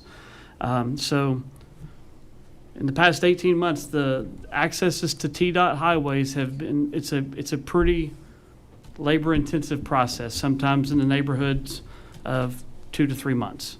So I understand what you guys are wanting, but I also know what we observe on a regular basis with these type of applications. So what he has described is pretty accurate. If we ask Stanley that it's a planning commission thing, they may talk about it. I think they'll talk about it. I don't know if they'll approve it. They'll give you really, we've done that on. So as an example, I think we do have a good example that we just heard. We started with an application discussion for a zoning case on the McGraw farm with the Rossview. They would not really commit to whether a driveway would go until they actually had a plan. And then the developer had a concept, which we got to the point of discussing where a turn lane would go, but they would not tell us exactly where the driveway permit would be issued until they actually had a formal submittal to the process. So I think what he's describing and where that driveway and the connection, those are all questions that we asked during the review. We had those discussions. It's been designed to accommodate that. That has been discussed with the fire department. And I fully believe that once that comes in with a use, that it will have those connections and shared driveways, because that's what's been explained to us on other applications, and that's how we have designed and worked with them to accommodate that when it comes in. So that's really where we're at this point. I guess a couple other things to sum up. That site plan will be coming through. So for requirement of access to there, that can happen at that point for the site plan. And then we also will have to apply to TDOT prior to putting that in as well. So all that will come to fruition. Right now, with what we have existing, it meets what was requested by the highway department. It meets the zoning manual. And so I hope for your vote. If you have any questions, please let me know. Brad, a few more things back to Commissioner Smith's first points about McAdoo Creek Road. Did your traffic, I know you're going to look at whether or not it took school into account. Did it take the C5 development into account for those numbers, or just the townhomes? The C5 development is to come off of the highway. But it's going to have shared drives, so. We don't know that, but also we don't know what it is. So it comes through TDOT, and you'll have to see all of that prior to the C5 being developed. My point, what I'm getting to here is, the time to do any road work is now, before there's people and buildings and driveways out there. So if the C5 would trigger the need for turning lanes, and you've got to be really close to 100 peak hour trips already with 84 units, plus another couple acres of C5, I would think that the need to put any additional turning lane, decel lane, or anything would be the time would be now, not when a year from now we've got townhomes there with people living in them, and now we have a C-store on the corner, and now we're going to put it to the point where now we've got to do all this work retroactively. So that's why I was asking, this is a hard site to look at individually. It really should be looked at as a whole, and I know we're only being asked to approve a portion of it today.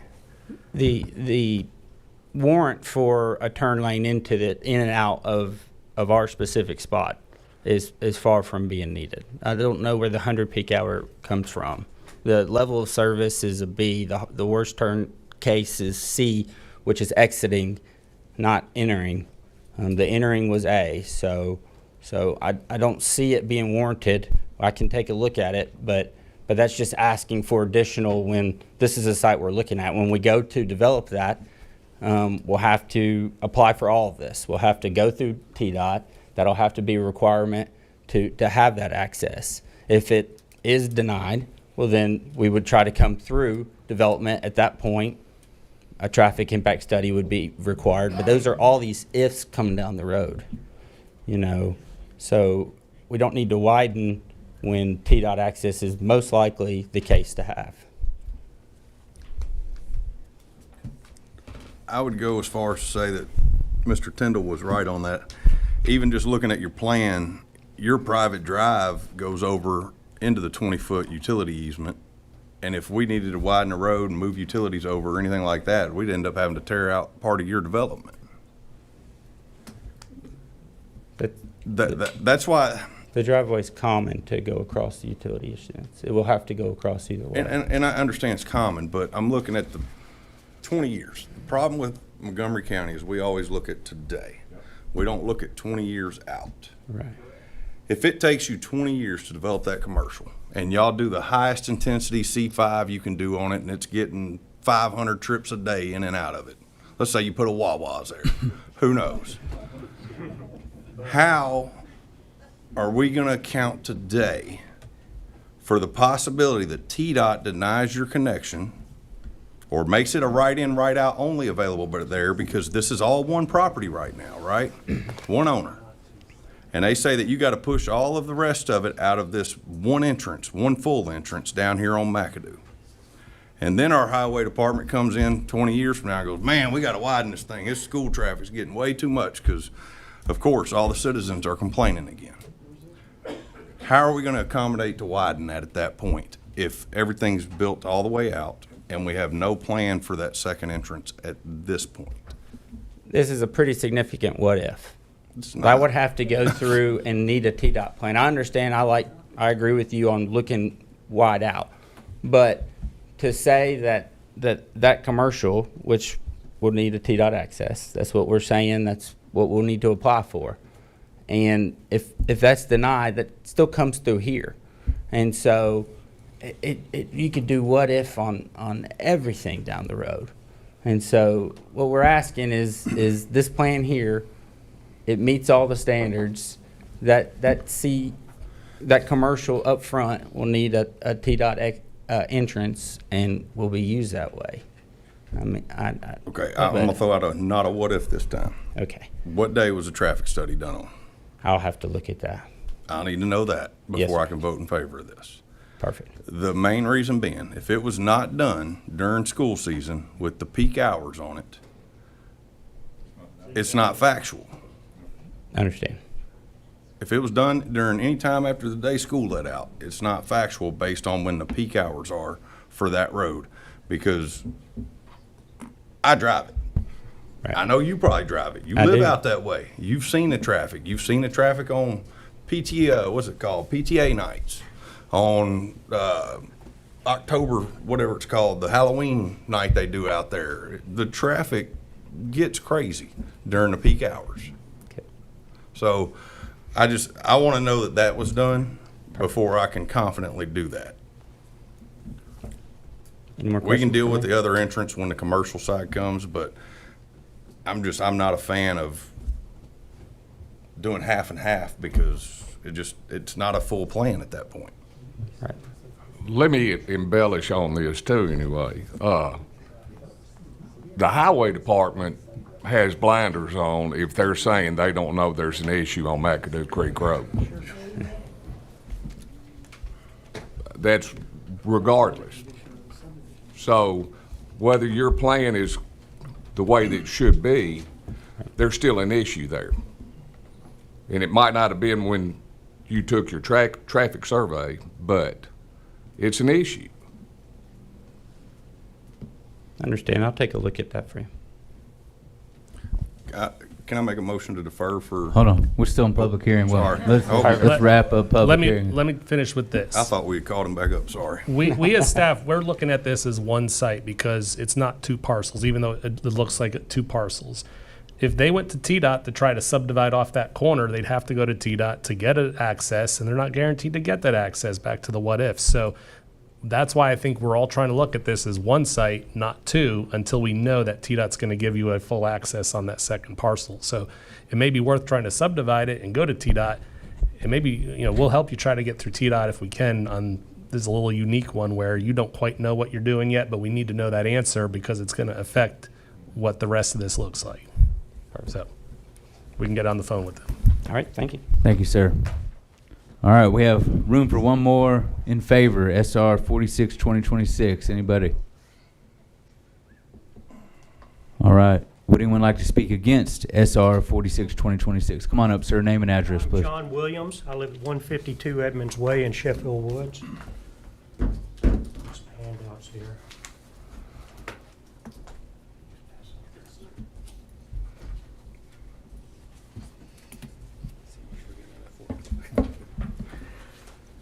Good afternoon. My name is John Williams, and I live at 152 Edmonds Way in Sheffield Woods. I'm here today representing our HOA board and our 90 homeowners in our community to voice our strong opposition to the McAdoo Creek Townhome Site Plan. During the rezoning process last fall, notification procedures left 88 of our 90 homeowners entirely in the dark. Despite our presence at the late 2025 meetings to raise safety concerns, this commission recommended R4 approval. We trusted the process, and we trusted that any future site plan would strictly honor the county's 2024 zoning resolution, which explicitly pledges to protect the value, integrity, and character of neighboring properties. Unfortunately, the site plan does the exact opposite. It introduces a massive density strike that will instantly double the population of this small area. And based on your own zoning resolution, clearly states that R4 land must not cause traffic congestion, overload infrastructure, or provide usable open space. This proposal violates the very spirit of those guidelines, and it poses severe risk to our community's infrastructure, safety, and overall quality of life. To protect our community, we want clear answers to 8 critical questions before we think that any further approvals are granted. We beat the traffic safety dead horse, so we won't cover that again. The green space, where's the recreational space for these new residents in this area? Are the developers planning to accommodate dog walkers, children, and cyclists in Sheffield Woods? Because if you look at that, there's no green space at all in there. Pedestrian maintenance. Our HOA completely funds the sidewalk and bridge to East Montgomery Elementary from the entry to our neighborhood. Will this new complex share in those maintenance costs? And you can see there's a sidewalk to nowhere also up there. Utility strain. What is the definitive impact on our city sewer and water systems and our drainage? We've had a lot of drainage problems in Sheffield Woods, and we just hope this won't add to it. School overcrowding. How will this population surge affect East Montgomery? Infrastructure. What road or utility improvements are being mandated? Environment. Has there been a full environmental remediation on the former industrial site of Tennessee Iron Works? And can our local volunteer fire department handle this massive influx? In conclusion, as private citizens, it's incredibly difficult to fight a rezoning request before seeing what the actual site plan is, because you're trying to prove a negative. Now that the plan is public, the negative impact on our property values and daily lives is undeniable. This development is simply not in the best interest of the voters, taxpayers, and current residents of this area, and we ask that you put your constituents first and reject this plan until these dangers are fully addressed. And thank you for your time. Thank you, sir. Yes, sir. All right, would anyone else like to speak against SR 46 2026? Come on up. Name and address, please, ma'am. Good afternoon. I'm Annie White Holland, and I live at 131 Weymouth Court. I'm a retired educator, so children are my business. And I think about, if this goes forward, who's going to cross the children from the ironworks section of the area to the school? Personally, I've tried to get out when the parents are bringing their children to school. It is a nightmare now. When the school buses are coming in the afternoon, when the school buses are going out, people in Sheffield Woods can't get out unless somebody's generous enough to let them out. The Ironworks has 2 entrances. One of those entrances is attached to that fence that everybody is talking about. The road at Sheffield Woods, on the road, McAdoo Creek Road, the Sheffield Woods side doesn't have anywhere for you to add part of a road. On the Ironworks side, if you add on that side, that means that you're going to take from Mr. Jack's property. This is a very serious matter, and some people that should have been included were not included. We would have appreciated if we could have been sitting at the table when these decisions were made. Thank you. Thank you, ma'am. All right, room for one more to speak against SR 46 2026. Come on up, please. Name and address. Cindy Atwood. My husband and I live directly across the street. I just want to respond to Council's remark. I believe that was Council's remark, that this is that this is some sort of a NIMBY, not in my backyard issue. It is not. I fully understand, based on my background, the difference between issues that affect zoning and issues that affect the appropriateness of a site plan. My biggest concern is there is no way no way for the children to cross that street, as you heard Andy say, safely cross that street and get to the school. There's, I mean, if you're going to condemn property and put in some sidewalks, I guess you could condemn our property, but there's no way to put a sidewalk between our fence and the yard because it is chock full of utility infrastructure. And my husband provided you with the copy of that some time ago in an email. So we're not talking about zoning. I know we can't go back and say it's too bad more people would have gotten the zoning issues. I'm talking about the appropriateness of the site plan, and that is where we are now, and I think we have a right to ask for input on that and ask that the developer do their part. I'm not being critical of the developer. Thank you for investing in our community. But let's keep the kids safe. Really, all I ask you is to go drive out there. There's no way for them to cross the street. No way. They'd have to trespass on Farmer Jack's property, or they have to cross, and that corner, by the way, is super, super tight and very, very dangerous. I don't know how many people have almost been wiped out there because people simply won't slow down. 3 have already we've been hit. Yes, that's all I have to say. Let's protect the kids. Let's protect the kids. Someone figure out a way to get those kids across the street. I know there isn't enough space to do as they do in the big cities, put a pedestrian bridge over. There's not enough space for that, and I doubt that anyone can really afford that for a project this size. But I think we have to protect our kids. Thank you. Thank you, ma'am. All right, would any of the proponents like to rebut? Come on up, sir. Well, certainly the developer wants to protect the kids. You know, hindsight 2020, maybe Sheffield Woods should have had sidewalks. But this project does have sidewalks, which is what we're doing to help. To address the concerns, I don't think we are planning for the neighbors to come have a walking trail through this development. This is an R4 development for the people who live here.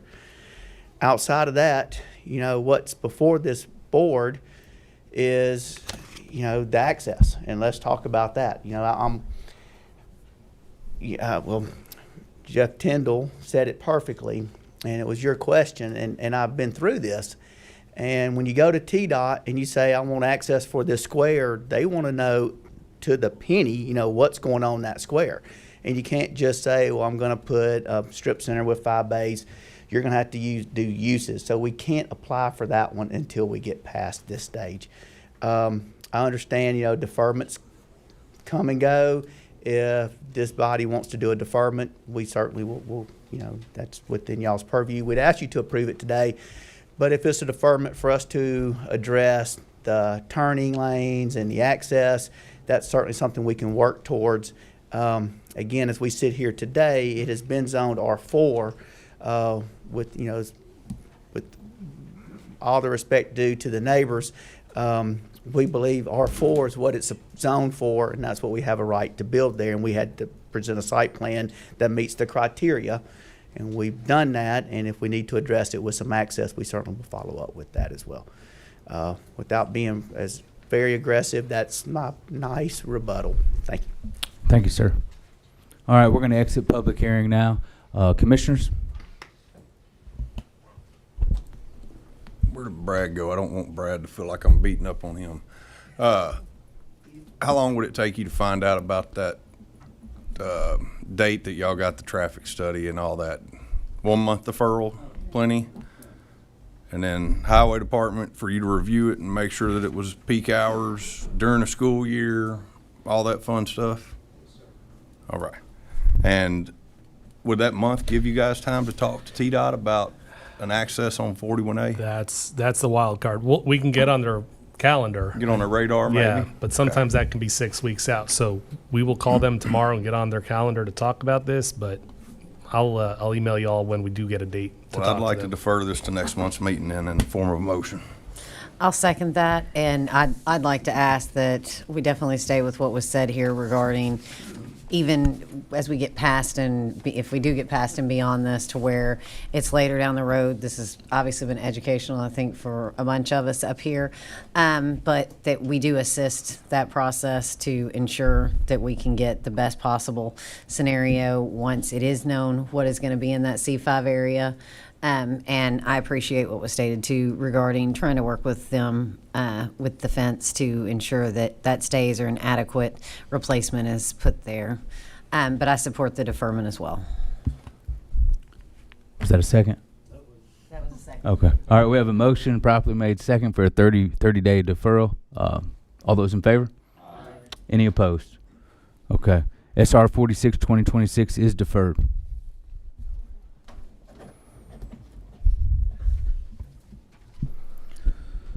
Okay, thank you, Commissioners. Our next case is case number SR 47, 2026. The applicant is Hunter Nguyen et al.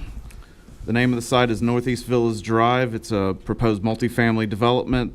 Property is located south of Northfield Drive, adjacent to and east of the terminus of Northeast Drive. The proposed acreage is 6.73 approximately. 92 units are now proposed. The property is zoned R4 and it is within the city. If you'll go to page 55, you'll see the aerial overview of the site. Pages 56 and 57 are the site and landscape plans, respectively.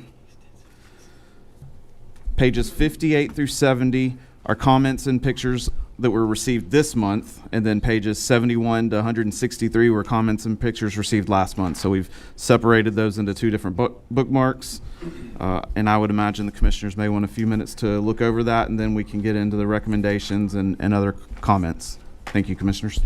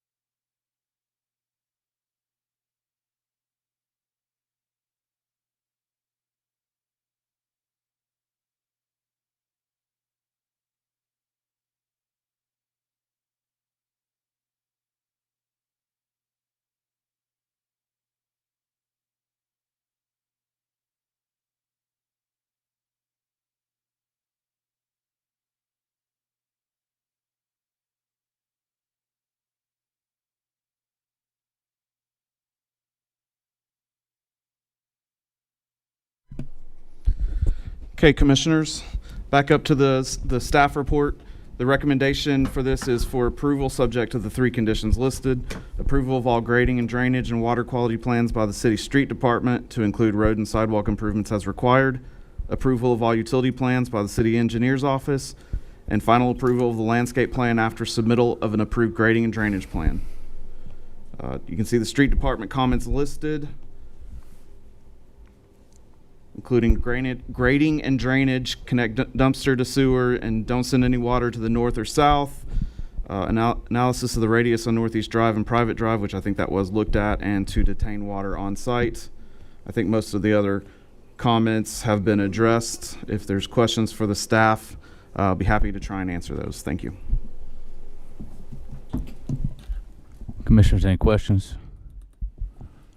All right, I'm going to open up public hearing on SR 47 2026. Would anyone like to speak in favor?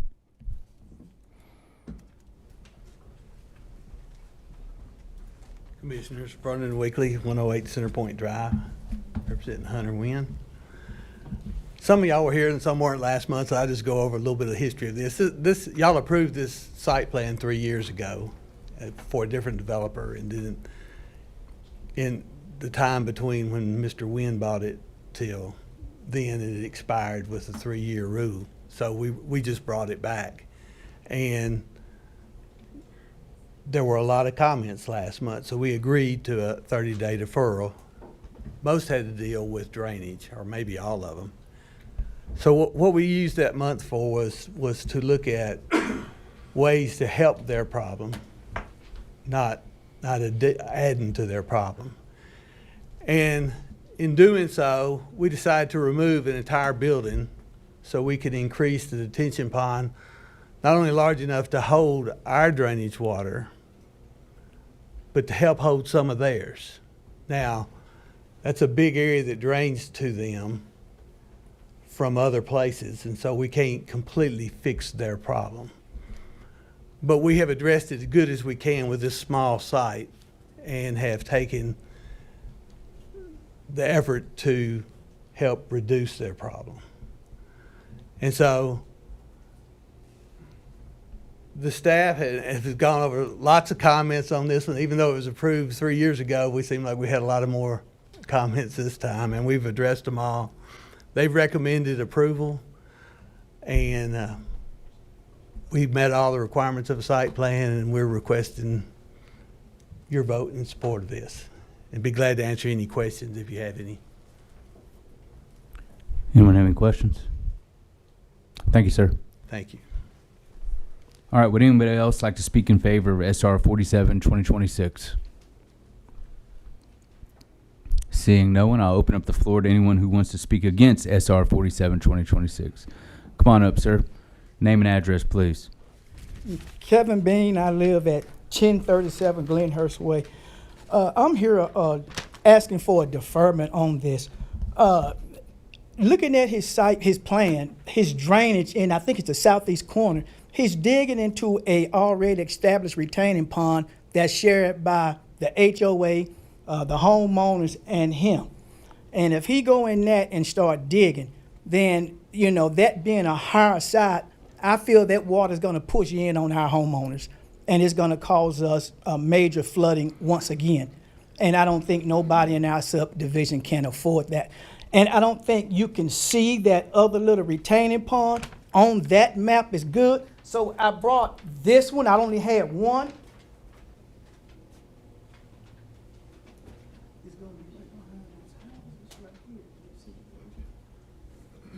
And that is our big issue is we got one shot at this, only one. And if we don't get it right, then it's gonna hurt Meriwether Farms, Greenbrier, and I don't think that's fair.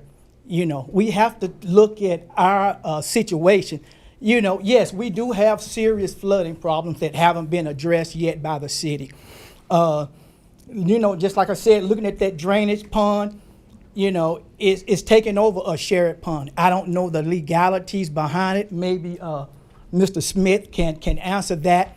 You know, do we need permission to dig in that thing? Because that small pond does have 2 overflow pipes that runs to the big pond. So if he dig that out and then put trees down in that, then that's hurting us once again. And then that water could run back on our neighbors and then back into that other retaining pond. That's pretty much collecting water from all around that area. The drainage plan, you know, the street department doesn't have an engineer. So has that been validated yet? And if it's a third party person doing that, then we would like to know that gentleman's name and what company, so we can just verify that it's not going to be a conflict of interest in getting this stuff done. Because this is pretty much our last shot at getting this done. The sheriff, and I believe I read something where it says the shared pond, it have to be a permission to really expand it by any parties that's sharing that. And I know Meriwether Farms HOA and those homeowners haven't agreed to anything. So we appreciate the effort of trying to help our water issue. But when you look at the big picture, I don't think it's gonna help, because what happens to that water, you know, how deep is he gonna dig it? How wide is it gonna be? We don't know that. And if we get that rain and it comes down on us, then guess what? It's gonna flow over on Meriwether Farms and into our big pond, that everything will be flooded and it will cause, you know, homeowners. No developer is gonna pay for that. It's gonna be homeowners or the city that's gonna have to cover that if we flood again. Thank you. Subject to any questions. Thank you, sir. I appreciate it. All right, would anybody else like to speak against SR 47 2026? Come on up. Name and address, please, ma'am. My name is Carrie Lovato. I am the city councilwoman for this area and also a resident of the Greenbrier neighborhood that the previous speaker referenced. Last month when I came to speak, I asked you all to defer this until January 2027 because the city is currently doing a stormwater study that will hopefully bring some solutions to neighbors like the Meriwether Farm, but we will not have those until the end of the year. So I'm asking for the deferral so we can see what that study says and then go from there before we make a plan. Last month, Mr. Weekly asked a very great question. He asked what had changed between the first approval of a site plan and what is happening now, and that's why I brought these pictures. I wanted to show you exactly what happened. These pictures are from the second flood last year. The first one you can see, if you, this one right here, that tree area is where they're wanting to develop. You've got a pond in the upper area, that's my neighborhood, where about 5 houses were affected. Then you've got the water spilling over into the back of these homes. It is going under the road and it is flooding, and you can look at picture 2 and you can see that the homes that were flooded there. What? Picture 2. Yep. And then the third one is an aerial photo of the bigger pond that is closer to Meriwether. Because of the drainage maps under the road, all of this is connected. So when that water runs off and it starts flooding that area, it floods everyone. It isn't contained to just one spot. This area is collecting water from across the street as well from the farm area that is also going to be developed here shortly. So I'm asking for the deferral because it's a big issue. This was inches away from their living conditions. It was in their crawl space affecting their fences, not just inches away. It was about $100,000 in damages during that flood. Just the second flood was about $100,000. So I will answer any questions that you all have. Oh, and by the way, those pictures, the aerial pictures that you're looking at, those were taken from a resident in the Woodstock neighborhood. He and his family own 2 houses in the Woodstock. One was him, one is his mother-in-law. His mother-in-law's house was flooded at that time well above her living area, and he wanted to help his neighbors across the street by taking these photos. Thank you, ma'am. Anybody have any questions? Go ahead, Ms. Streetman. Councilperson Lovato, can you help me in correspondence to how this lines up there, if you don't mind? I apologize. Mr. Weekly might be able to. So that's the development. You see the big circled pond, the trees in between it and the neighborhood? Yep, the trees. That's where he's developing. Yeah. Thank you. Thank you. That got me. Thank you. I apologize. And if you look at the elevation maps, that area is all a higher elevation than all of those ponds. Perfect. Thank you. So.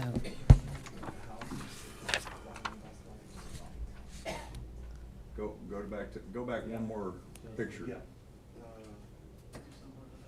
This is the site. Yes. Yep. That's that pond. You can see it better with your crosshatched image. That one. You can see where it goes over the road in the subdivision. But it looks like that was left as an overflow originally. It looks like that pond, that lot that was never developed, was left as an overflow for that pond. And you got pictures here of a 100-year plus flood. Normal rain, does it cross that road? Yes, it does. On normal rain? A normal rain, they will see water on that road, yes, sir. We're not seeing it right now because we're in a drought, but yes, normal years, when rain comes, you will see water on that road. Got it, got it, got it, got it. I got it, thank you, thank you. Any other questions for Ms. Lovato? Thank you, ma'am. There we go, that'll make sense now. All right, have room for one more to speak against SR 47, 2026. Would anyone like to do so? Okay. Come on up, sir. Name and address, please. And then that lays over it. Yep. Good afternoon. I'm Josh It's Edson. I the live angle. over on Glenhurst Way. My house does not flood, but I know exactly what they're talking about. Glenhurst is just to the east of the proposed developed area, and it has caused so much money and damages whenever it rains out there, and it just sits for the longest time. I couldn't imagine that. I couldn't imagine that building these townhouses or whatever you're going to build out there is going to help this in any way. But also and this might be relevant to your consideration, it might not be, but the traffic out there is nuts. You know, if you look to the north and south, those are the two main exits from this proposed development. And the north is Northfield Drive, where it comes out and it hits Trenton Road, and that's right next to the interstate. And then south of that, you'd have to go through the neighborhood, which people commonly do, and come out on Merriweather. And it's really, really backed up. People will speed through Glenhurst, through Merriweather Fords on Glenhurst. It's 20-mile-an-hour zone. They'll do 45 miles an hour through there. About 2 years ago, I saw an 8-year-old kid get hit coming out from an ice cream truck. It just flattened him. He didn't die or anything, but it's not something you want to witness. And we can't get speed bumps out there. And I think adding more houses next to an exit that's already going to be congested onto a road that's already backed up, they're going to be circumnavigating around that neighborhood coming through the Merriweather Farms to hit Merriweather and get out. I don't think it's going to be, and Northeast is right there. Northeast is so close to the neighborhood that the buses don't go that route. The kids are walking to school. And so when you got people doing 45 and a 20 through there constantly, I don't think that's conducive to the health and safety of the kids out there walking to school. There was a rezoning proposal a few months ago for one of the lots on Merriweather, and half of the HOA and parts of the neighborhood that aren't in the HOA showed up to oppose that. And part of that's, I mean, a substantial part of that is the traffic. Again, once you start throwing more and more cars out there on Trenton, which is exactly where they're going to go from here, they're going to end up putting up a light at Merriweather and Trenton, and you're going to have traffic backed up all the way to exit 1. As it is right now, you're already doing 45 on the interstate because everyone's backed up trying to get off the interstate onto exit 1. It's going to make it so much worse. Ask the council to oppose it. Thanks. Thank you, sir. Appreciate that. All right, would any of the proponents like to rebut?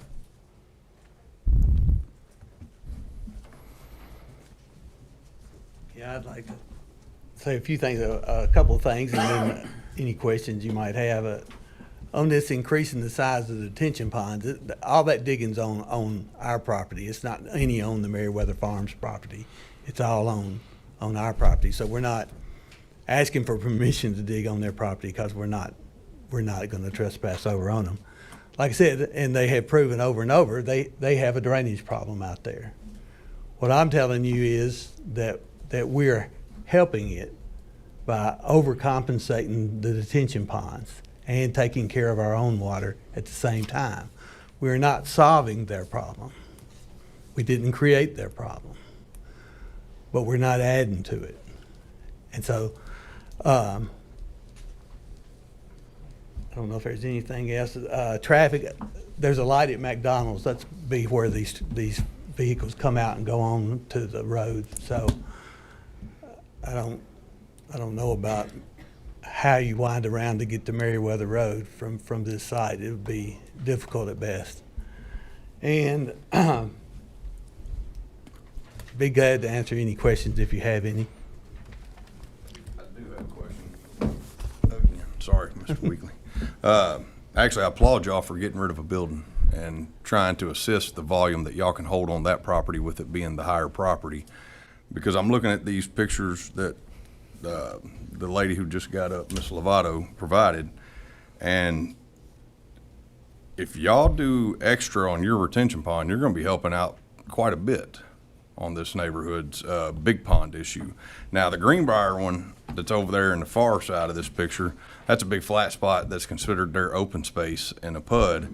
And unfortunately, I think that would be on them and their homeowners to get together and dig their own pond in the middle of that open space and try to retain some water there without it flooding out the whole thing. But I applaud y'all for giving up a building to retain more water on your property. Thank you. Anybody else? Thank you, sir. All right, we'll close public hearing now. Mr. Smith, you want to come up, street department, and give us a little bit of update? You got anything on the drainage? Have they given you a plan or anything yet? Well, they gave us a plan, and I let Mr. Weekly know that it wouldn't be approved in time for this meeting, but I did not, from Mr. Brad Weekly. I did not get any rebuttal from him on that. They have submitted the plan. I have seen the plan. They do not encroach. There is a concern I have on the east side. They are berming up against the existing pond that's on that side that was referenced earlier. We're going to need see some details on that, but on the north side, it looks to be a 6 to 8 foot compensatory cut on their lot. And again, it wouldn't reach the flood elevation unless, you know, the entire area flooded. To the subdivision to the east, I would encourage and have shared with the residents in Meriwether Farms, the first homes in the roadway within that platted subdivision that was approved by this body show those homes well within a 100-year flood. The homes themselves are built above and have an FFV above the flood elevation, but the entirety of their lots and their crawl spaces exist within that, and they do have title insurance and whatnot, and it was recorded against the plat that those homes are in fact in a flood area. So yes, they do see water, but is it an unknown flooding problem? Not at all. So you do have a drainage plan now that your department's reviewing at this time? Yes, we have. Okay. We've got the plan, and as it was referenced by the resident, the president of the HOA, that is being reviewed by a third-party engineering firm. How long until you guys can like give your blessing on that? Would that be within 30 days or so? Absolutely. Okay. Just a point of reference, it wasn't this body. Well, it was an older version of this body. Not the present members of the body. Okay. This body. Anybody else have any questions for the street department? Thank you, sir. Appreciate You it. bet. Thanks. Commissioners?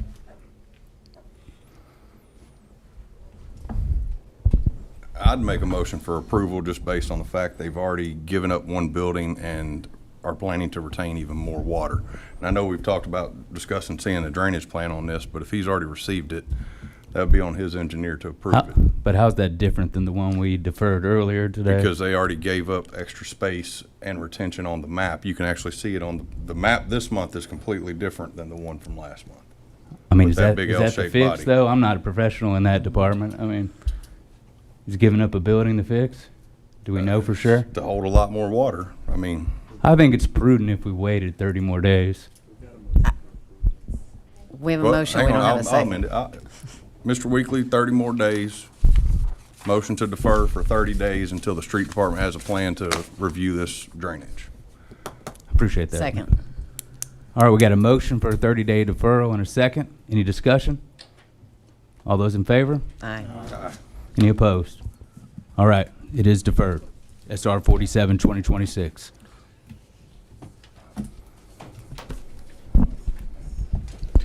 Thank you, Commissioners. Our next case is case number SR 56, 2026. The applicant is Rita Home Builders. The site is called Nolan Road Townhomes. Property is located on the southern frontage of Nolan Road at the intersection of Sandalwood Drive and Nolan Road. The acreage is approximately 3.93 acres. Number of units proposed is 49. The property is zoned R4 multifamily, and it is within the city. On page 188, you'll see the aerial overview of the site. On pages 189, or excuse me, page 189 is the site and landscape plan, and on page 190 is a public comment that we have received. The staff recommendation is for approval, subject to the 3 conditions listed. Approval of all utility plans by the city engineer's office. Approval from the Clarksville Street Department to include roadway improvements, grading, water quality, and driveway access locations to the public right-of-way. And number 3, meet CDE requirements per CDE light bands design at full cost of the developer. Department comments are listed below that. And if there's any questions for the staff, I'll be happy to try and answer those.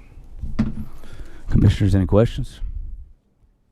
All right, I'm going to open up public hearing on SR 56 2026. Would anyone like to speak in favor?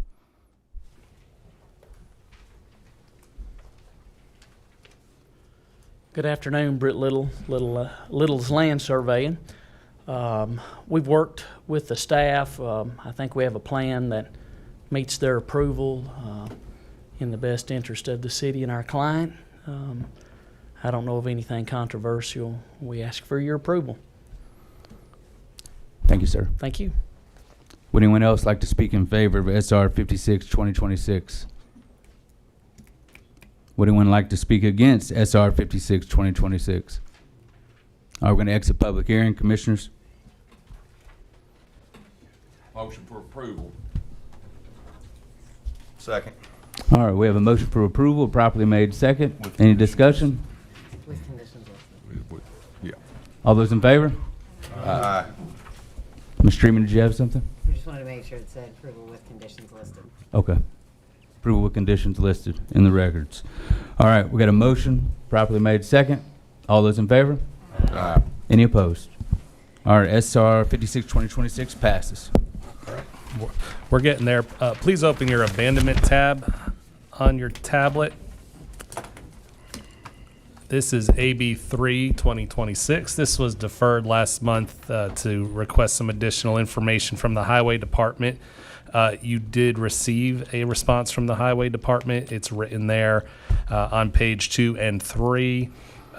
Pages 4, 5, 6, 7, sorry. His response is on page 6 and 7. Then 8, 9, 10, and 11 are examples that they provided of similar ones that have been approved through this board already. The property owner's father, I believe, came here, spoke, had some questions. We did not get any changes from the Highway Department on this, so we do owe this to get this onto the county this month, but you can have another public hearing or not if you want. Nothing has really changed on this one, but up to you, Mr. Chairman. We'll open it up to the floor. Okay. Commissioners, you guys got any questions or anything on this one? Okay. We'll open up public hearing. Anyone here to speak in favor of AB 3 2026? All right. Anyone here to speak against AB 3 2026? Come on up, sir.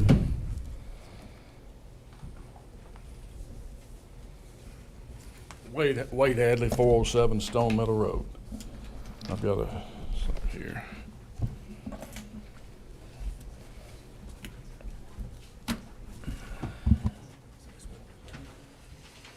So, you guys can recommend anything to the county commission. It's up to the county commission. If you look at this map up here, We're just like a zone. where the case, red so we'll review. overlays the blue line there, it's somewhat transparent. You can see that this line right here is under Yep. that blue line. Under that red line. Wait, I'm gonna need you to get on the microphone. That's all right. Thank you. Sorry about that. For the record, you know. Yeah. Well, what I'm showing you is what I pulled off courthouse retrieval system. And I'm asking to leave on the books an additional 342 feet of road on the county books. I've got 3 grandsons. Hopefully someday they're 9 to 16, 10 years down the road. I'd like for them to be able to build 3 houses. I have the option to build 3 houses there, one apiece. And that's all I'm asking for. And that 342 feet is gravel. We're maintaining it. We're not asking anybody to spend any money. It's not costing anybody anything. I'd just like to leave it on the maps. 10 years from now, who knows what may happen. Wade, is this 342 additional feet or including those 50 feet that they're They're leaving you 50 feet, correct? They're leaving me 50 feet, and from that line, from the 50 foot, You want is an 342 additional additional. 342 Okay, feet. okay. For Now that 4-wheeler road or whatever that is going back through there, I don't care anything about that. I'd for like for it to be gone anyway. 392 feet from the property line right Yes, there. that's Okay. correct. And that's all we're asking for, and it's not costing the county a dime. Did you, since our last meeting, did you have a discussion with the Highway Department No, about did this not. at all? Okay. No. I thought that's what was going to happen. The only thing I did was I did identify how much I wanted to leave on the map, 342 feet, instead of something ambiguous, so. Okay. And this came off the courthouse retrieval system. This is not a line I drew myself. Commissioners, any questions for him? Okay. Thank you, sir. Thank you. All right. Would anybody else like to speak against AB 3 2026? All right. We're going to exit public hearing. So, Commissioners? hold on. Just for reference, commissioners, and we can get the highway department up here if they need to speak on this. On page 5, you'll see there's a yellow line, red line map. It appears what Mr. Hadley's requesting is that the right-of-way that's already on Perry Lane remain there. He obviously has no problem abandoning what they reference as 4WD or four-wheel drive road beyond that. Just a paper road. It's not part of the right-of-way, but just retaining the right-of-way of Perry Lane as already via court records is already there. So just to clear up any confusion on that one. I have a question. Are we able to amend this request? All right, so I did get to speak to the county attorney on this one. This is a lot like a zoning case when it goes to the county, so you can make a recommendation, but it'll be up to the county commission to amend it from the floor or approve it or deny it at the county commission. So we are a recommendation body like a zoning case. Another question. Since the court record shows that the county owns that right of way all the way up to the split there, basically, who's going to rewrite his deed to show that he owns it all the way back out to 50 foot? That's a good question. I'm not always sure what Who's gonna happens pay for after that? these abandonments. It goes to the assessor's office. It goes on the record, and we do record it at the Register of Deeds. And I think if anyone wanted to go back and replat or get a new deed, it would show up in your property search at the registrar's office. I believe that's correct. So y'all file it? We do. We do. Once it's done at the county and we get a signed resolution by the county mayor, we record it within 30 days and forward it to USPS, County Highway, Fire, EMS, and the assessor's office. And then the assessor will eventually update Stratum in so many months. And the only difference I see between this one and the other ones, and I've talked to Jeff on this, and you know that, our highway supervisor, is this record shows that it does go all the way up to that split. Those other ones, it kind of showed it being out there at the road or whatever, and we barely left 50 foot. This one shows it going all the way to that split. Yes, sir. Little different story. It is. This is part of that list of roads that an abandonment process was started in 2014 but never finalized officially. So by extension, those pieces of road are still technically ours. And as you can see, like there's buildings and things that are not obedient to the setbacks and stuff like that, and that's fine. What we're trying to do is correct that list appropriately. And so what we're trying to do here does not eliminate anything that Mr. Hadley's wanting to do in the future. And 1,000%, but even if I go to your Meadows Road one on here that y'all are showing as a reference. Yes, sir. Y'all didn't stop right when you met his property. You followed it all the way up into there. Come here and look, I'll show you. If you would have done the same thing to his property that you're doing here, you would have stopped right there. Instead, y'all followed that property line all the way up past this other neighbor. Correct. We gave this lot full frontage. Yeah. Protruded 50 foot into the next lot. Completely different. Here, though, you would have stopped there.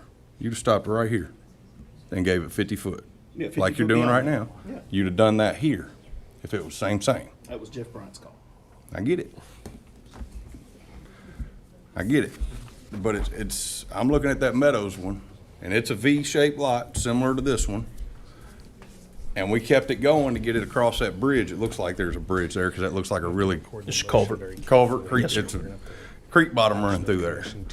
So now on that one, we maintain the creek bottom, right? And that culvert. Yes, sir. So that one's costing us money. This one's pretty flat, and he just wants it to go a little further in, just like y'all did on that one. And the county record shows that it goes that far in. I would like to add, a lot of the concern comes from if he does lots that are 5 acres or more, they don't go through any kind of approval process. So we've had it happen where they've built a house off of a gravel portion without their feet being held to the fire to develop that road out to a county standard. So that's what we're trying to eliminate when we trim these pieces. Bales Road was a good example of that. And another one was East Evans. I think it was Mr. Travis had to do a big cul-de-sac to build for his son to build there. Right, yes, sir. But he wasn't ever abandoned on his. Right, just he was had to do extending it. what was, He yeah, was extending what was correct. already there. Yes, sir. So that would be my only concern with this one is some of those examples aren't exactly the best examples when comparing side by side. I didn't pick those examples.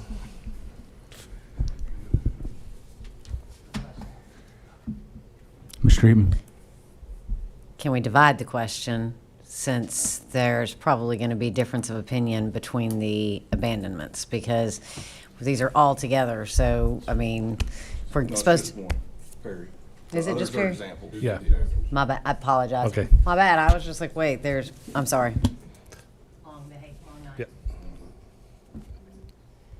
Yeah, just pages 4 and 5 there are your reference. So page 4 is what the county highway department would like to abandon, the 0.52 miles from the edge of that 50-foot retention of Perry.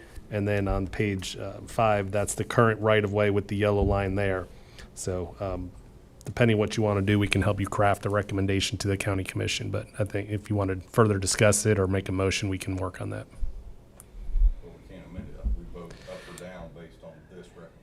You can make a recommendation for yes, no, or this answer. You know, if you wanted to retain it, sort of like a in between. You're not modifying the request when the county gets it is still going to look the same, and your recommendation is going to be approve something different. So that the original request will not change as it gets to county commission. The planning commission's recommendation to the county commission could be different than what they're recommending. You all may have to amend that from the floor is my point. All right, so right now, if we were to not amend but make a recommendation, we could recommend 392 feet from the property line, or would we say 342 feet from the right-of-way as is shown? The way I would phrase this is to retain the right-of-way as it is and abandon the remainder of Perry Road. That's probably the cleanest way to say that. I make a motion by what you just said. Okay. Again, so that retain the right-of-way as existing on Perry Road and abandon the remainder of Perry Road, we'll say to the north. All right, we have a motion and a properly made second. As long as it's on YouTube, we got that. Any more discussion?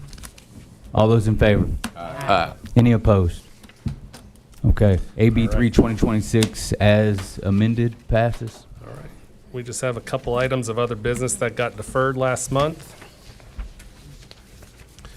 You have, oh, Red River, that's right, all the way from the beginning. Sorry. It was only an hour and a half ago. All right, back to subdivisions. It's on the very beginning. Thank you. I'll get there. All right, we got all the answers for you, Commissioner or Councilmember Streetman, Commissioner Streetman. All right, so this here. is S29 2026? Yes, it is. Okay. So the first question was how many lots? Hold on, can I just, if you give me 1 second to get back to where that was? Sure. I apologize. Just so I have it pulled up in front of me at the same time. Thank you for your patience. Go ahead. All right. I'll go through this information first, and then before we vote on it, I'll just have Brad read the condition, it into the record. There's no conditions on it because it is a final, and we have the approval of all the departments. That's right. This is the new final rule that we have to do larger finals at the Planning Commission. So Rudolph Town and CJ Farms, which are the first two sections that were existing out there, are 157 and 116 lots respectively. And then Red River Ridge Phase 1A was 22 lots and 1B was 47 lots. And this is Phase 2, which is 60 lots. So we get a total of 302 lots. You can have up to 499 off of 2 entrances. So we believe that this still falls within it. Any future phases will probably fall outside of that. Now, what I do want to show you, and it's on the preliminary here, This subdivision has 5 total phases, so this is phase 2 of 5. Phase 1 was off of Little Barn Drive and Wood Meadow Drive. This is phase 2, which is the extension of, at the time, Morning Dove Drive. Phase 3 is the remainder of what they call Yellow Leaf Lane, which does go to Memorial. So phase 3 must include the remainder, and I'll bring it over to you, out to Memorial Drive.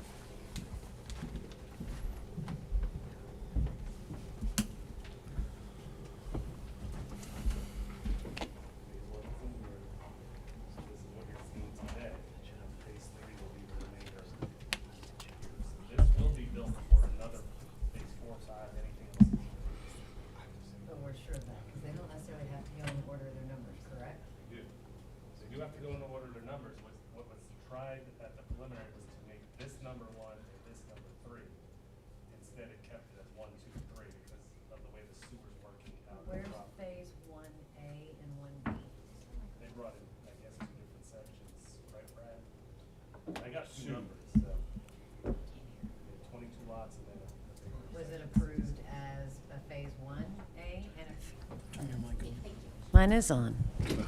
Oh, well, thanks. Was it approved as a phase 1 and a phase 1A and a 1B?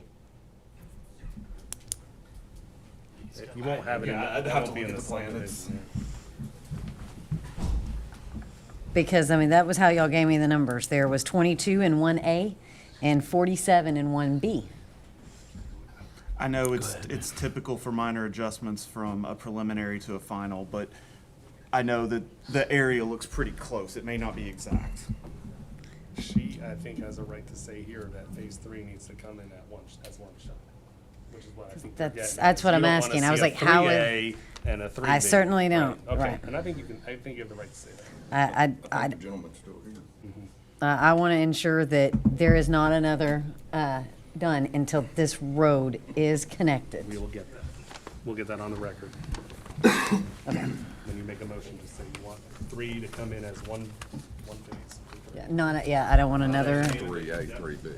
I don't care how many, if it's A, B to Z. Okay. I don't want another piece. We already did a public hearing on this Yeah, unless the very next they have one. any questions for him. Well, I hope that was able to answer any of those Commissioners, do you questions. want to get the engineer back up here, the representatives back up here? Are we good on that part? Okay. No, I'm good, because Okay. the conditions are gonna be the conditions.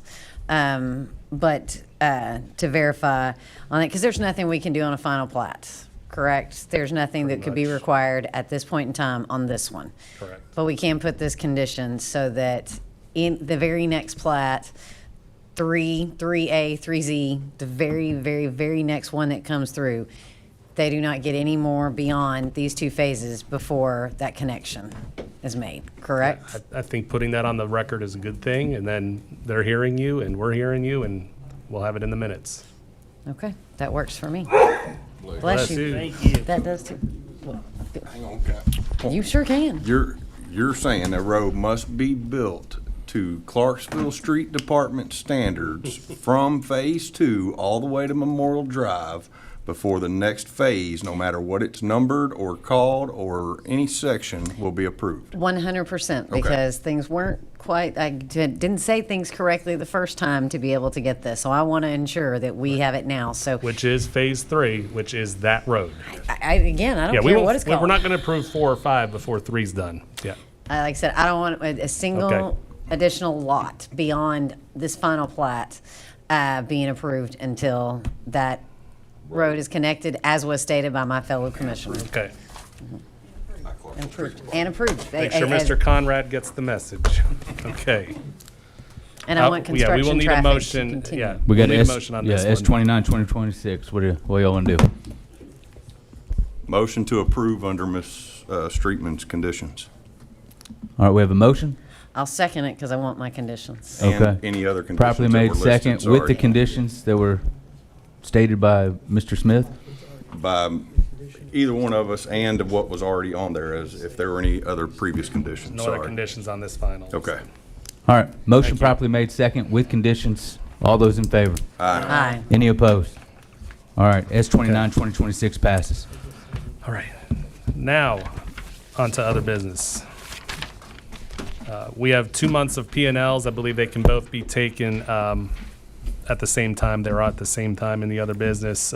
April and May's P&Ls are up for your recommendation. Commissioners?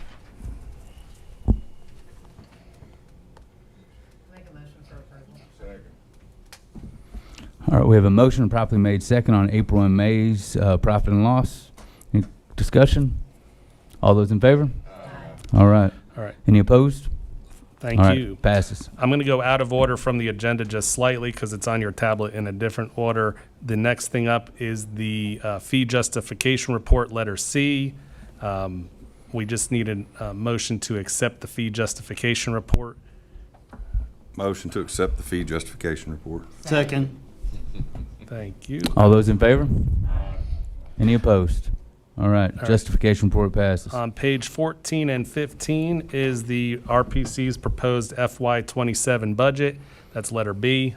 This did get through executive committee back a while ago, right? Late April, May. So just asking for your approval. Still waiting for the city council. If any changes are made, we'll bring you back a amended budget pending their final budget. Motion for approval. Second. All right, we have a motion properly made second on the budget. Any questions, concerns? All those in favor? Any opposed? All right. Budget passes. Appreciate that. Next up is letter D, adopt the fee schedule off the fee justification report. This will go in effect July 3rd, so this will not affect anybody applying up till cutoff, which is July 2nd, this coming month. Motion to approve the fee schedule as of July 3rd, Second. 2026. We got a motion properly made second.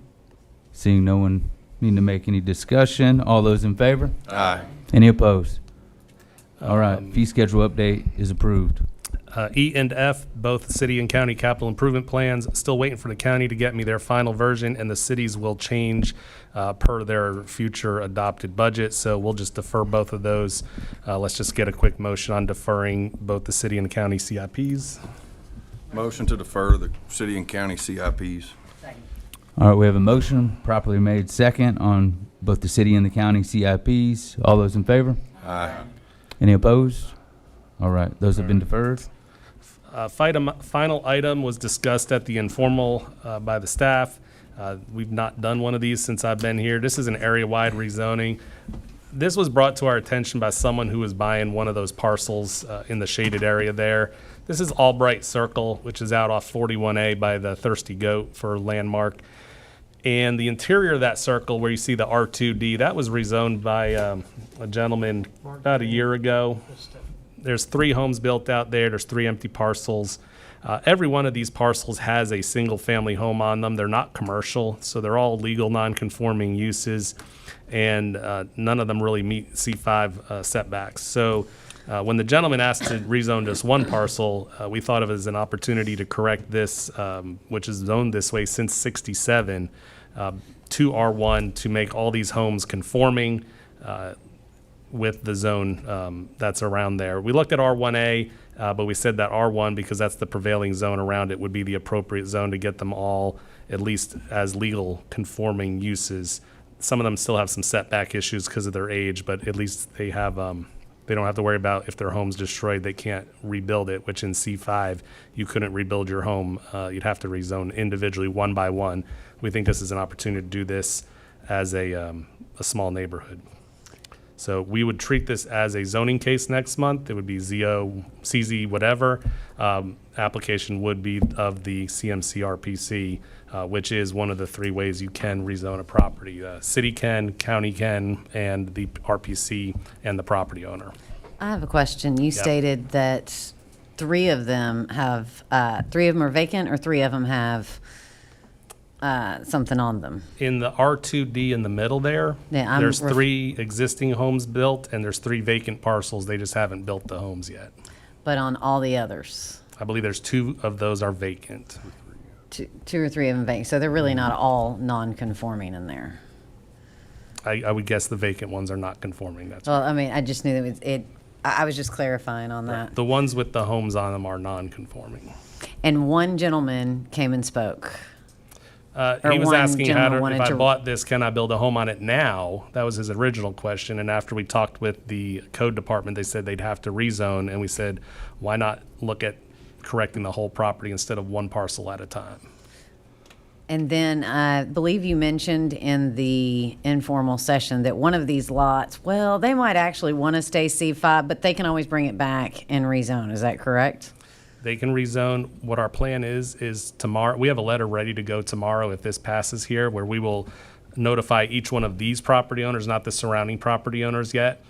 And then if anyone objects, we'll talk to them and we'll bring you back an amended request. If they do request to not be rezoned, we're not going to attempt to rezone them at this time. When it goes for normal surrounding property owners, we'll treat it just like a zoning case later in the month. About 2 weeks out, we'll send the notice to all the surrounding property owners. Now, anybody else that wants to rezone their property, they have to apply and pay for it, correct? Correct. And this guy wanted to rezone his property, but now this way, he doesn't have to pay like anybody else has to for rezoning their property, correct? That is correct, but we feel this is an opportunity to correct a potential mistake out there.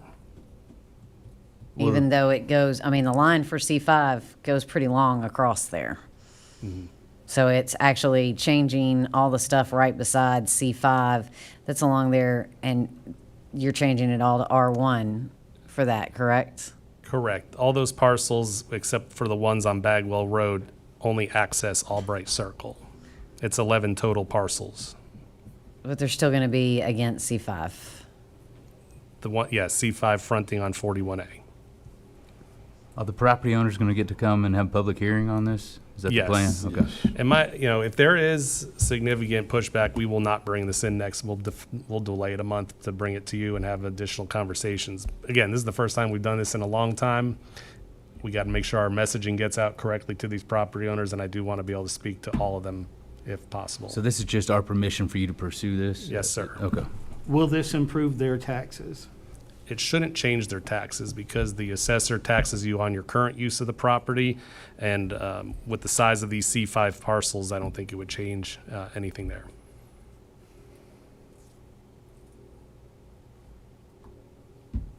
I'll make the motion to initiate the area rezoning of C5 parcels on Albright Circle to R1. Second. All right, we have a motion properly made second on initiating the area rezoning of C5 parcels on Albright Circle to R1. All those in favor? Aye. Any opposed? Well, I'm opposed, but I was going to comment, but that's fine. We'll talk about it next month too then. Once you order supper, you can go. All right, we do have a public comment period if anybody would like to address the commission. All right, seeing no one, I will entertain a motion to adjourn. Motion to adjourn. Second. All right, we are adjourned. Thank you, guys.